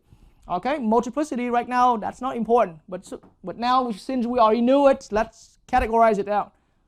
Multiplicity 3 on that one. Okay, we have another distinct, as far as distinct zeros, we have x equals 1. All right, this is multiplicity 2. Okay, we have another one, another zero at x equals 3. Okay, this is where the graph of the polynomial crosses with the horizontal axis. X-intercept or horizontal intercept, that name again. We were at multiplicity 1 for that one. Okay, and then when x, we have another zero at x equals 4. I mean x equals -2. Okay, and the multiplicity here is at multiplicity 4.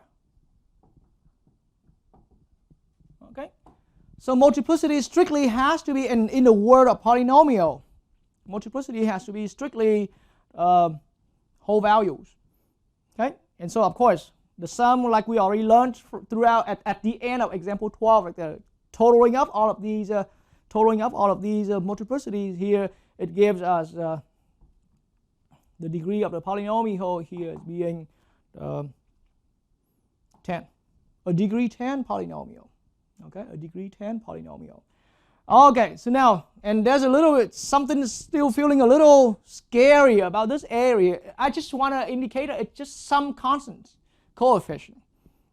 This is eventually your leading coefficient, like blended with that experience we've learned from long ago. Okay, in way at the beginning, the earlier part of this lesson. Okay, so now with all of this, let's switch over to the graphing utility with decimals here and find out what's going on. Okay. All right, so here I'm going to start modifying on my graphing space right here with utility, with decimals or graphing utility. I am going to start inputting my function that I had on the board. Now, for now, I'm keeping that coefficient a, that leading coefficient a, to be 1.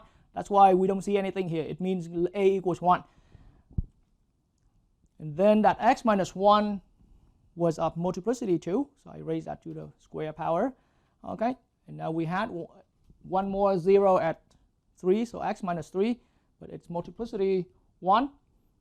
And then I have 1 multiplicity, one 0 at x equals -2, or x plus 2 is a factor, but then that's multiplicity 4. Okay, so altogether it's a polynomial of degree 10. So now immediately seeing the graph. This is the graph right here. Okay, this is the graph. All right, So now, ladies and gentlemen, the reason I left that A here kind of open or hanging because I want to leave anyone viewing this lesson a chance to switch to different values to experiment. Okay, so here's the thing. I'm going to choose a really small value for A. Okay, because right now, as you can see, right on the graph right here, even if I put it out in a very extreme zoom, down to the negative 100, it still did not show my complete graph. And my complete graph is still going a lot further out, vertically expanded out. And so in that way, I am going to just simply adjust my leading coefficient here. Let's say I'm going to multiply the whole polynomial here by a leading coefficient being a 1 over 100, for example. Okay? And that have already adjusted my polynomial. Okay? And making it a little more clear. And at least, see, before I put in that coefficient, it was very hard to see because it looks like it's just one line because the two lines come too close together. Okay? But now, as I multiply with that coefficient, and I'm not saying that it brought all of my graph together in the limited zooming window, but at least I can see better, okay, about the nature of that point right here, the nature of that point. And so now, but then I put this a little too small. So how about I'm going to change this to only a 50 right there. Okay, so now here's what I see. Okay, so just as expected, I see 1,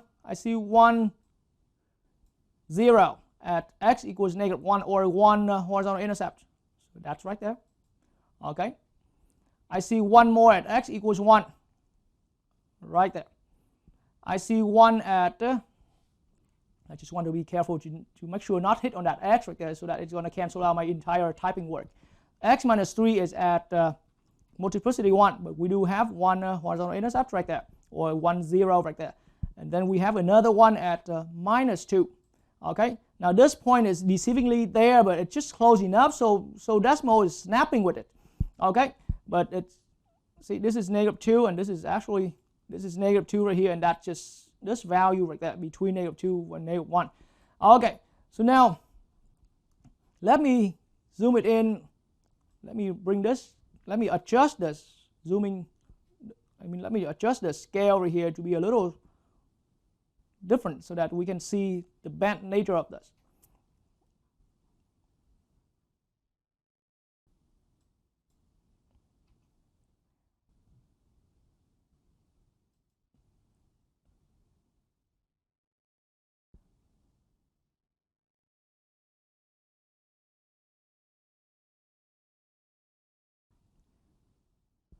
All right, so right now, from the left to the right, let's look at that x equals negative 2 as the 0 right there. So we knew that from our function, x minus 2 has multiplicity 4, which was in a way how I see, this is an even multiplicity. The same with the 2 being an even multiplicity. Okay, so x equals 1 as a 0 is at multiplicity 2.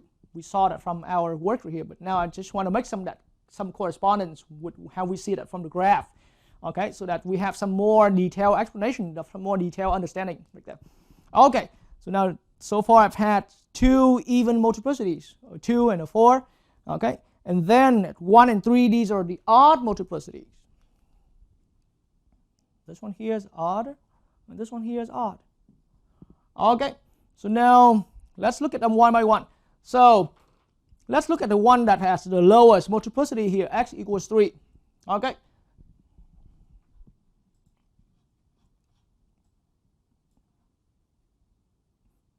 On my web browser with decimals here, x equals 3 is this one.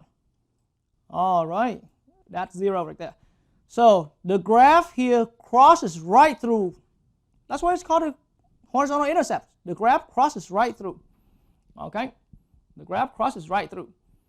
And so now, since I already got into talking about the odd multiplicity here. This is multiplicity 1. So now I would like to lead your attention into looking at the other odd multiplicity, multiplicity 3. Okay? So multiplicity 3 happens at that 0, x equals negative 1, as a 0 right there, or at the intercept x equals negative 1. Okay? So now x equals negative 1 is right here. That one. And let me zoom it in extremely, an extreme zoom right there. So at x equals negative 1, yes, it's a 0, it's a horizontal intercept. The graph goes through that. Again, the x-axis is here. With that little arrow here, the x-axis is still here. So the graph still goes through that. The graph still goes through that. All right. So just like that, when it's x equals 3, the graph still crosses through the horizontal axis. It doesn't look like cross, but it still goes through. Okay, at the intersection here. All right. So now that actually start giving us some conclusion.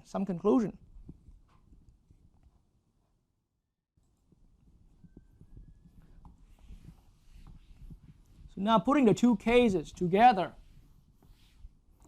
I'm seeing the following.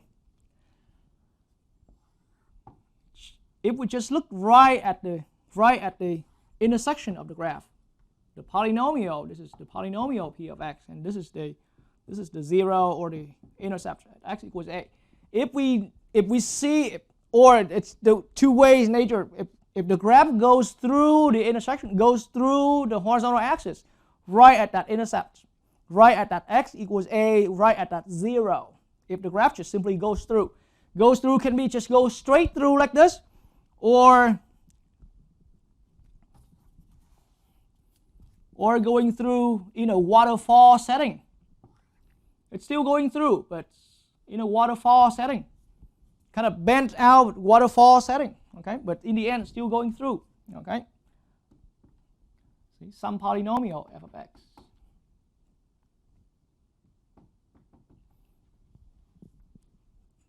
Of course, two different shapes, but similar or same case right here, where the graph just simply crosses through the horizontal axis.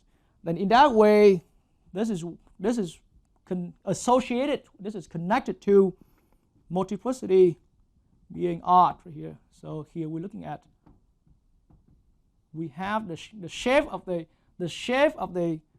horizontal intersection. The horizontal intercept is being just going through. So this is because we had odd multiplicity. So these are the two pictures of the odd multiplicity. Okay. So, and I will get even more precise into that. But now what about the even multiplicity? All right. We have an even multiplicity at x equals 1 for that 0. We have an even multiplicity at that 0, x equals negative 2. Okay, and let's look at the graph. All right, x equals negative 2 is right here. Now this graph is a little hard to read right here, but the idea now is if I put it in extremely in a zoom that's extremely close enough, then the graph did not cross through like the case like the case we saw at the earlier at the other zeros. Like this thing here, the graph is just simply hit down. It does hits to the x-axis. That's why it has the intercept. It still hits the x-axis, the horizontal axis, but then it turns away. It bends away. All right, and you can see that, of course, the amount of bend here is not too clear, but as I keep zooming in, you're gonna see that the graph only touches right at that intersection, right at that intercept right there, but did not go through. The graph did not go through. It just touches. So admittedly, some textbook authors call that touches, and some textbooks is saying it hits to the x-axis or hits to the horizontal axis and turn away.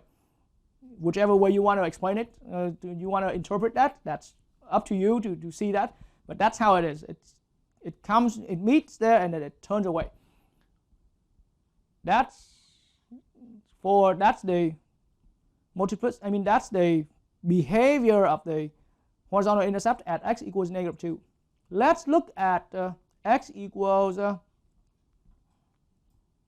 1 right here. We had a multiplicity 2, another even multiplicity. Okay? And see, so just like that, the graph just simply hits the horizontal axis and turn away. The graph hits the horizontal axis at that intercept and then turn away. All right.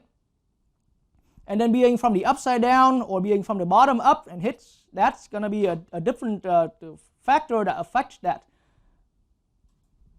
But so now we have enough evidence to formulate a different case. Okay, so what I saw there is the case where you have a horizontal intercept at x equals a, but the graph is only just touch and turn away, or like this. At x equals a, the graph just hits and turn away. All right, so this is where and when we have even. Okay, in this case over here, the graph touches the intercept at the graph touches the horizontal axis at that given intercept and then turn away. Okay, that's happened when we're at, and exactly and only when we're at the multiplicity, even multiplicity.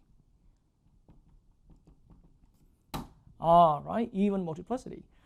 Okay, and so now even multiplicity, it's going to keep even getting higher. Like say it started out the smallest, the least even multiplicity is a multiplicity 2, and it gets to for higher even multiplicity, it gets to the 4th degree or 6th degree multiplicity 4, multiplicity 6, multiplicity 8.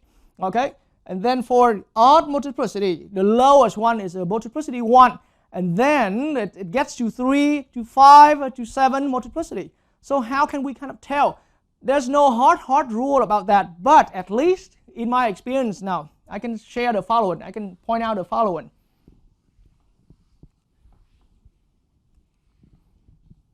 Okay, so it will be very easy. In my experience, it will be very easy that when it's multiplicity 1, so let's handle all of the odd multiplicity first. Okay, so when it's, so now specifically when it's odd multiplicities,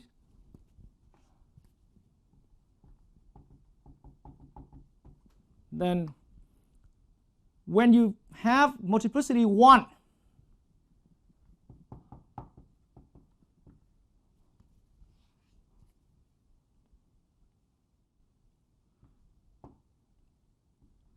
all right, when we're at multiplicity 1 right here, then the graph just goes through and in a way that you can just see it's going straight through. I mean, it's not that hard straight line through. It's still a curve. It's still bent, but it's going straight through. Okay. But whereas it's starting with multiplicity 3 and above here, 3 or 5 or above, like I drew on the picture earlier, it starts doing this waterfall nature. It starts doing the bent nature right around that. Okay, right around that. So this is, but I have to start getting abstractly. I have to start getting a little abstract right here. When this waterfall nature at x equals a, okay, x equals a. This is multiplicity 1. Okay, this is x equals a, but then multiplicity. How about multiplicity 3 or higher? Okay, and higher I mean the odd one. So at x equals a, if we have a multiplicity 3 or higher, we're going to start seeing the waterfall nature. The waterfall nature. So what happens if it keeps getting higher? So when it gets higher and higher, then it's going to become like this. It's even just continue to be more flat out, more flat out. Okay, more flat out. The waterfall becomes just wider and wider. Okay. It's just more flat out, but something like this is still similar to multiplicity, to any of the multiplicity 3 or higher. Just when it's multiplicity 1, it looks a little more straight to go right through. We don't see any waterfall nature of that. Okay, and so now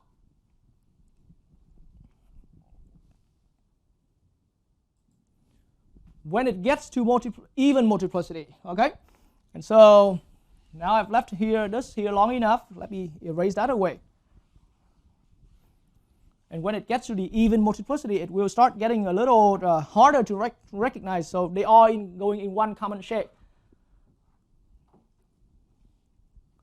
that when we're at a 0 right here, x equals a, right? Pointing up or pointing down, that depends on the coefficient, the leading coefficient, or it just depends on the polynomial itself. But then either pointing up or pointing down, it has to be just in a bent shape like that, and it bends away. See, it only hits and it turns away. So all I know is, so this is, we know that it's even multiplicity. But then being precisely about is that a 2 or a 4, it's become harder and harder to distinguish right here when it's even multiplicity. All right, but that's what we've learned about how it will graphically behave when we are at a when we recognize our zeros carry out a certain multiplicity. Okay, and how the multiplicity is associated with the graphical behavior of right at those horizontal intercepts. Yeah. Okay.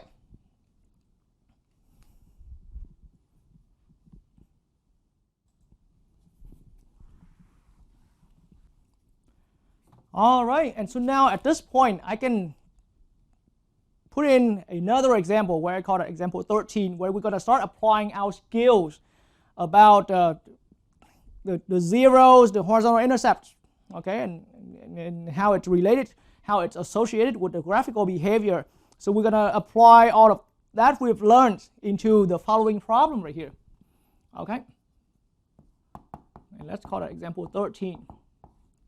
We can apply our understanding in making a sketch, or at least predict the sketch of a given polynomial. Now I'm not talking about we are able to find the exact polynomial, the exact graph of the polynomial. Of course we're going to be off scale and all that, right? And we won't be able to reach all of details precisely, but we can have a sketch, or at least a prediction of the sketch that's close enough, based on all of the properties, based on all the behaviors that multiplicity can explain, and all of the zeros that can explain.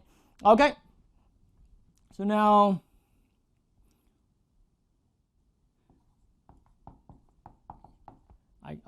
we can sketch, or another way of saying we can predict. Okay,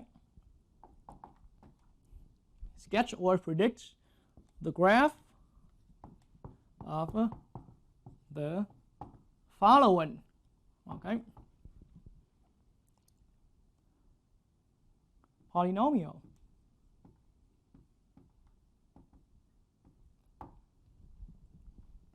All right, so sketch or predict the graph of the following polynomial. And so again, before I get started, again, like I said earlier, we are completely letting go of precision. We only sketch and we only predict within the understanding we've had right there. Okay, so there are some details I have to leave out. Let's look at the following. Okay, how about p of x, a polynomial?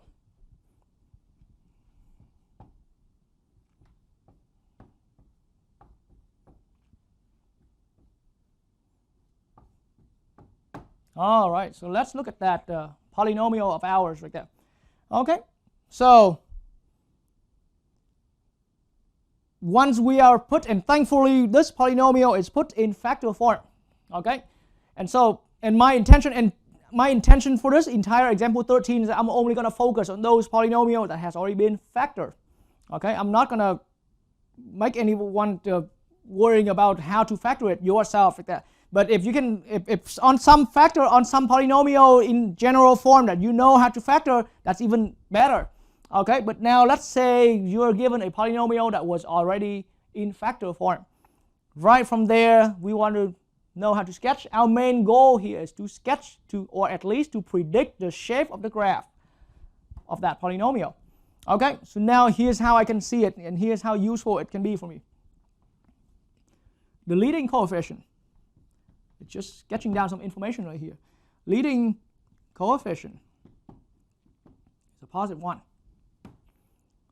Because really, and we have learned that from the past example, this linear factor right here is leading coefficient 1 here, leading coefficient 1 with some multiplicity 2 right here. and then there's a coefficient 1 right there. So that's why 1 times 1 squared times 1 times 1, it's all just 1. Okay? The degree of my polynomial. Multiplicity 2 in that the closest from our understanding, the closest, the most recent experience we've learned, so valuable. Just add up all of these multiplicities. Okay? 2 plus 1 plus 1. 2 plus 1 plus 1. That makes degree 4. So we know our polynomial has to have degree 4. Even degree, positive leading coefficient. That means whatever happening in the middle body, like and I brought up this term earlier, short run behavior, whatever right there, we don't care yet. And behavior or long run behavior, we know that they have to go left, right side going up, left side also going up because it's positive leading coefficient and degree, even degree. So we know already what to expect. Okay, so we put all of that, we cumulatively put all of our experience all the way from the earlier examples up until now and to put that in our best shot to predict the graph of the given polynomial. Okay, and then now zeros. Another language for horizontal intercepts. Okay, so 0. What do we see here? We have a 0 at x equals 1, but at multiplicity, see? Multiplicity 2. We have another 0 at x equals -1 at multiplicity 1. And this x right here means x minus 0. We have another 0 at x equals 0. X equals 0, okay, at multiplicity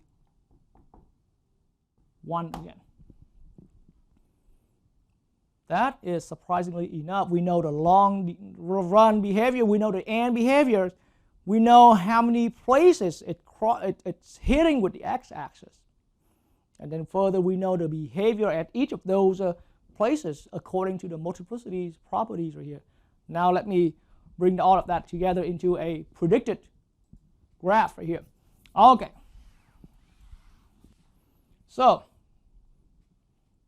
and this time I'm not going to be using decimals. I'm just trying to point out for you that even without a graphing utility, you don't need your decimals. You don't need your TI calculator. And you don't even need graph paper. You can just quickly have a prediction of your polynomial. Well, x is the horizontal axis and y is the vertical axis. Okay. We have a -1. We have one intercept here. We have to have one intercept right here. And we have to have one intercept right here. Okay, 0 and 1. The intercept at x equals -1 right here. From the information we traced down earlier, the intercept at x equals -1. That happened at multiplicity 1. Multiplicity 1. That means the graph is going to go through that. The graph is going to go through that. But think about it. All I'm saying is from the left to the right, this is the first horizontal intercept. And the graph, we knew the graph is going to go through that. Like that picture I demonstrated earlier. Okay? It has to go through like this. But now right here in the way how I'm drawing, which way does it make sense? Which way does it make sense? Is it going through like this from the left to the right or going through like this from the left to the right? Which way think about it before I really tell my answer. Which way do you think, as a student, as a viewer, which way do you think is the correct one? All right, from the left to the right, and assuming x equals -1. I mean, of course, this is not assuming accounting with that, in account to that understanding that x equals -1 is the first intercept ever from the left to the right. Then should it happen like this, going through in the upward way, in an increasing way, or going through in a decreasing way? All right, have a moment to think about of that. All right, I hope you've had some thorough thinking. I would say this. It has to go through from the left to the right. I see it has to be a dropping down, but going through. It has to drop down and go through. Okay? Like that. Why is that? Because see, and behavior, that means outside of this, outside to the left of this -1, that's going to be the infinite left end of that. And what did we agree about the left end of this polynomial? It's a degree, it's an even degree, and lead coefficient 1, positive. So the left end has to go up like that. If we are approaching back to the left, so now if we're drawing from the left to the right, then it has to go in a downward way, in a dropping way, if we're going from the left to the right. Okay, so in that way, now I'm seeing the graph has to look like that. Okay, and then I'm drawing it down. So now at that 0, it's another multiplicity 1 right here. Okay, according to the chart that we've had, it's a multiplicity 1 at x equals 0 for that. Okay, so another going through. So again, in earlier lessons where I talked about graph of any function, then I really try my best to convince any of my students, anytime you are making a graph or looking at the graph, we go from the left to the right. Yes, there are places, a few places where we see graphs going from the right to the left, like the case that we were talking about and behavior here. Then we have to sometimes think about if we go back to the left further, then we're gonna, is the tail rising up or rising down? But that's only one of the rare instances. Okay, but now when we actually sketching the graph, we stay from the left to the right. So think about this. From the left to the right, I know that the graph has to fall down to cross through that first intercept at x equals -1, and to satisfy that picture that we expect, just to go through, because it's multiplicity 1 at that. But now we want to hit that again. We want to hit that point again. So think about it. In order to hit that point, the graph cannot continue falling down. It's just that logic right there. The graph cannot continue falling down. So how can it hit that x equals 0 if it continue falling down? And so in that way, there has to be a point. There has to be a point where the graph stop turning down. I mean, stop falling down and start turning up. I will get to that concept later on, but now we just take that as something naturally makes sense. The graph has to at some point start turning up, bending up, and bending up to go through this. How low does it get? That's the detail that I admitted earlier we have to leave out. But we know that at some point between -1 and 0, the graph has to stop falling and making its way up.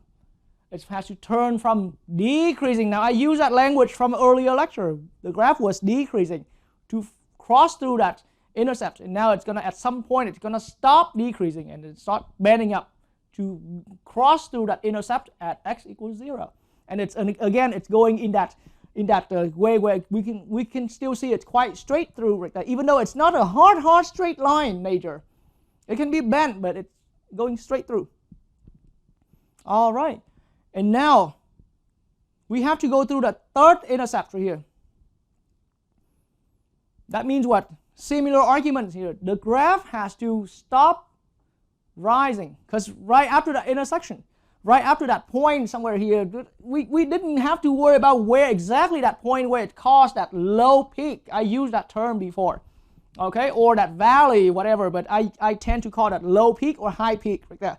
Okay, they're all peaks to me. So it has, at some point, it has to stop peaking down and then start making its way up.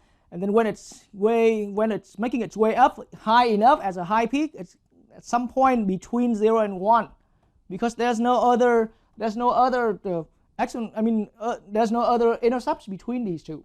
That's all it's found from the problem given to us. The graph has to start making its way to turn back down, to hit this x-intercept. Okay? To hit that x-intercept. But this time it's starting to get a little dangerous. How are we going to hit that x-intercept? Before I really put that in my picture right here, let's do a blue version again as scratch. So now I know my graph is doing something like this. It's making its way down to meet with the x-axis at x equals 1. Is it going to go through? Definitely not. Because from our arguments or from our list of the zeros here, when x equals 1 at that horizontal intercept, our multiplicity is an even multiplicity. All right, so the graph has to, this is definitely not the picture of the graph at x equals 1 for this problem right here. The graph has to go through something like this. If x equals 1 is the intercept, the graph can only, from somewhere above, the graph can only drop down, hits the x-axis, and turn away. That's the only way it's possible. Okay, so now in that way, I'm going to choose that shape for this particular, as the behavior at this particular zero right there. All right, so now putting that detail, that final detail into my graph. All right. See, and so I had to completely let go of scaling, but that's the shape right there. Ladies and gentlemen, as far as just a sketch or a predict of the sketch, we've made it. And the kind of details I left out, how high can that reach? We don't know. And that's where, if any one of you love to know more about this, I invite you to go to calculus. I encourage you to keep going higher and higher into mathematics. How low can this reach? That's where calculus is waiting for you. Okay, so that you can have all of these unlocked, all of these mysteries unlocked.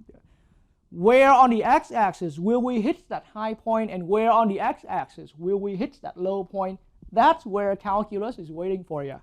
Okay, and then see how precisely how low and high is this? I don't know. I mean, right now at our level, we have to skip out that detail, those details, like I admitted, as I have admitted earlier. All right, but at least the graph now, if I use decimals, it will carry out something very similar like this. And now even look at the picture over here. Isn't the 2n behavior looking just consistent with what we expected, with what we predicted at the beginning? It's an even degree polynomial. Okay, and the 2n's pointing in the same direction. This is the prediction of the sketch right here. Okay, and so that's one of the problems. Let's look at another one.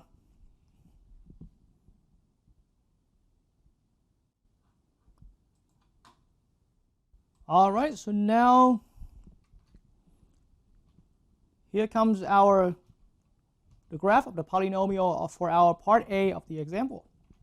So what we had there was an x minus 1 was raised to the square power, or power 2, and then x plus 1, and then times x.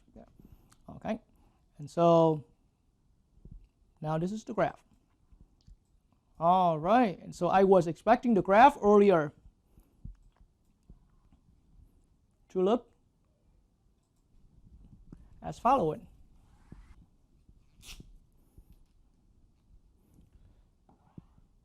All right, so earlier I was expecting that the graph was looking like this. Okay,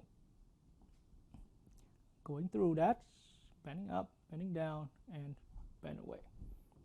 Okay, so -1, 0, and 1 is here. Okay, and so now look at the sketch that I have right here. And again, there are a lot of scaling details that we have to leave out, but in the end, the shape looks exactly like the shape that you are seeing with Desmos utility on my web browser right here. All right.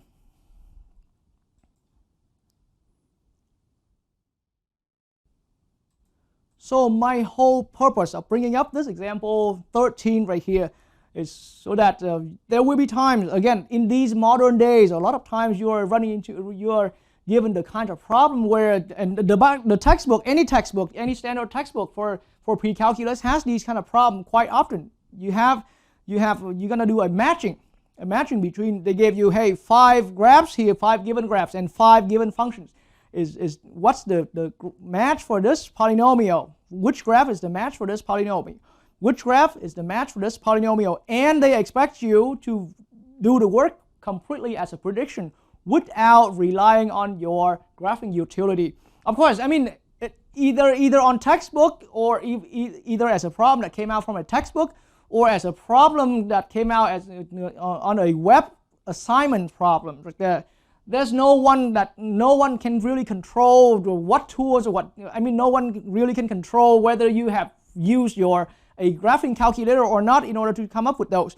But if you really follow through the instruction to without using a graphing utility and just stay with a quick prediction hand sketch based on the intersections and zeros here and the end behaviors of the graph, and you can already make a good match make a lot of good match, and those problems are meant to be quick and short answers, okay, and so that you can match your graphs with the correct one. All right.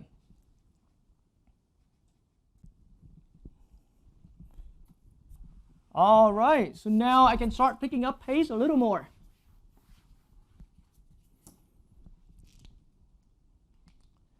Let's now look at how about a polynomial q of x that equals x plus 2 cubed times x minus 1 times x minus 2 square right there. And how about this time, let me put a negative 1/2. Okay, negative 1/2 in front. Let's graph something like this. Okay, and so once again, just like the work before, let's sketch down a few known information regarding this polynomial to as far as just the zeros, the horizontal intercepts, and their multiplicities. That should be good enough for us. Okay, so lead coefficient, I know for sure it has to be. Now each one of these linear factors, and our polynomial was already given in factor form. That's a good usefulness right there.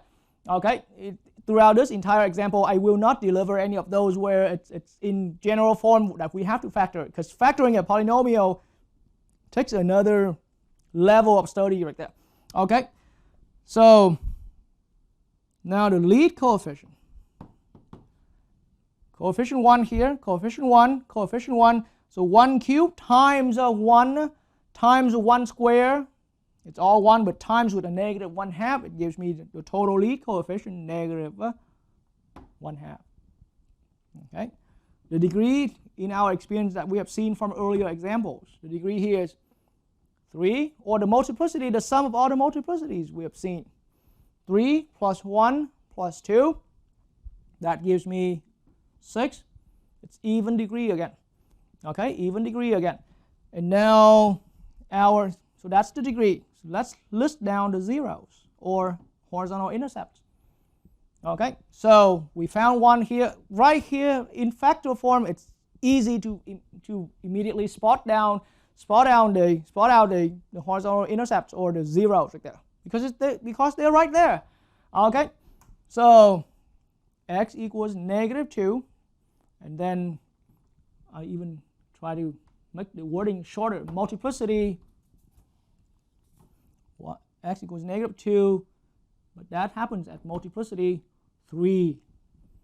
It's an odd multiplicity. Okay, x equals 1, and this is at multiplicity 1, and then we have another one, x equals 2 at multiplicity 2. All right, that's just enough information for us to start sketching the graph right there. Okay, so now on my board,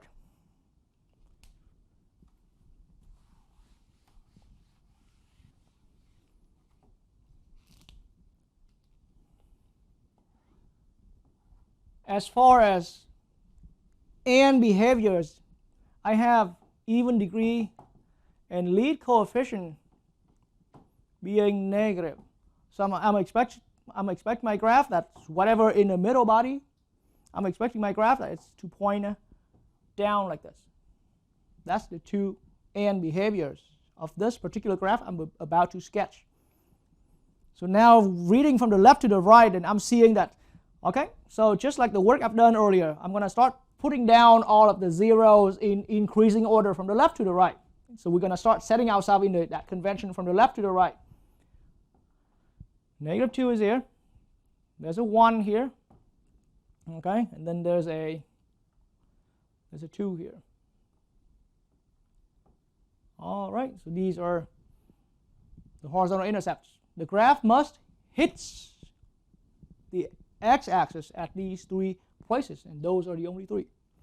Okay, so now, so from the left to the right, and to be consistent with this left-hand behavior, so now start thinking about that in blue ink as a scratch work right here. If negative 2 is here, okay, and our graph needs to hit that from the left to the right, and it has to be in this shape right here. Then from the left to the right, it makes sense that it has to come up from the left to the right and hits that. All right, but now even more precisely, is that going through like that? Okay, is that going through like that, or going like this? Because it could be pointing up and bending down right here. Okay, so I choose with this shape right here has to cross through, because the multiplicity at negative 2, the multiplicity at negative 2 is an odd multiplicity. All right, but now odd multiplicity has even more clarity than that I pointed out. I am not even going to choose this way of odd multiplicity, because it seems like this is a multiplicity 1, because it's just going straight through. Okay, even though it's already curved, but it's just straight through, easy to see. Not the waterfall nature, so I'm not going to go with that shape. The shape I desire, and still it's going, see, it has to be rising, because that's the end behavior of the graph. So if negative 2 is here, then the graph has to go like this, at least in my expectation. Kind of flat out waterfall a little bit. How flat out? We're only expecting, we're only predicting. Okay, and that's the detail we have to skip out, right? How flat out, that's for calculus to explain right there. Okay, but now I'm firm about this shape, has to be what it is at this area, and it's going just like that. So now I'm going to rise my graph like this. I'm going to rise to that, see? And then I'm going to waterfall over. All right, and so now at least I see that my graph is increasing through x equals negative 2 and continue increasing. And then it has to be, there has to be another intercept here. That means the graph has to stop increasing and then start making its way to fall down to go through this. Okay? And then now before I turn my graph down to hit through x equals 1, let's check with the multiplicity.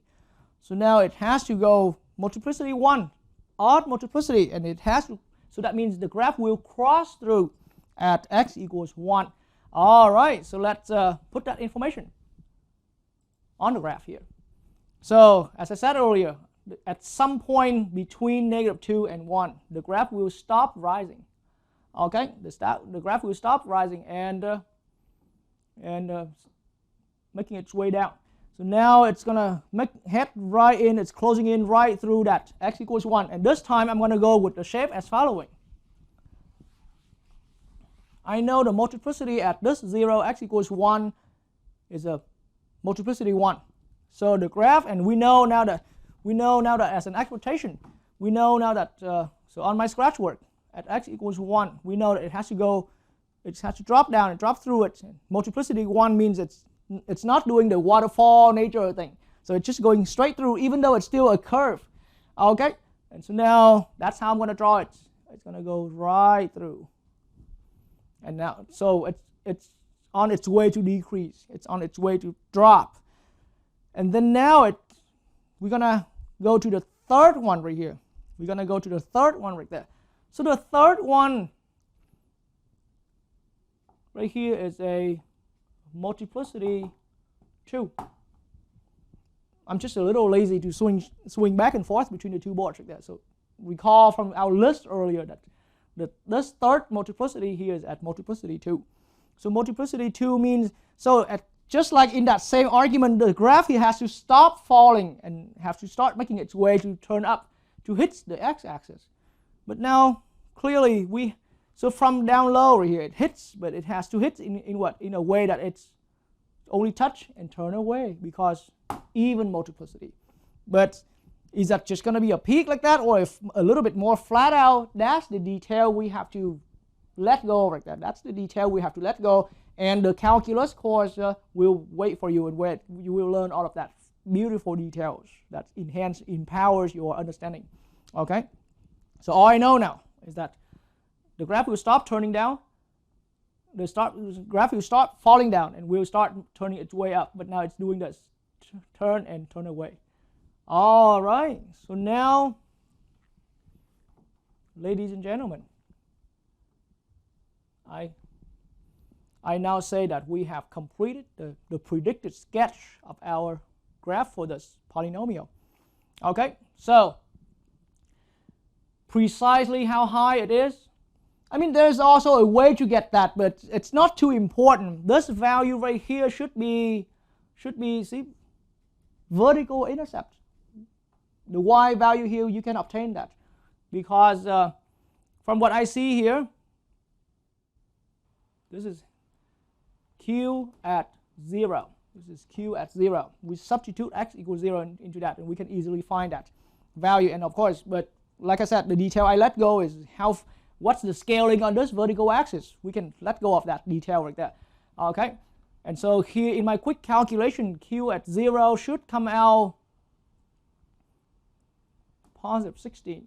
So this point right here, precisely speaking, it should be 0. But is it really at a peak or not, or the peak is shifted away or not? That's also another part that we have to let go right there. But 0, comma 16 is that point right there. Okay. All right. But now this is at least what we know that's consistent with our understanding. Even degree and negative leading coefficient, the two ends of the graph, both pointing down like that. All right, 3 intercepts are here. This intercept is reflecting that multiplicity 2 nature. It hits and it turns away. This intercept is reflecting that multiplicity 1 nature, and this intercept is reflecting that multiplicity being 3 or higher, the waterfall nature. Okay, and so now let me verify the two results I found out that I have predicted from example part A and part B here on the decimals right there. All right, so this is our empty graphing space with decimals here on my web browser, and I still have not changed this function entry point right there. So let's enter our function. So now the first leading coefficient here is negative 1/2. All right, and then I'm going to multiply with that factor of x plus 2 raised to the 3rd power, and then I'm going to multiply with x minus 1, and I'm going to multiply with x minus 2, okay, but to the 2nd power. Okay, and so now once I have double checked and ensure that I had no typos or anything like that. All right, so it's now time to show the graph. Okay, so the graph looks, okay, so I am not surprised. Of course, it doesn't look exactly the same, but if we're looking at right at these points right here, it's behaving just like what I was expecting, what I was predicting. Of course, this peak right here comes much higher compared to the version I drew on my board.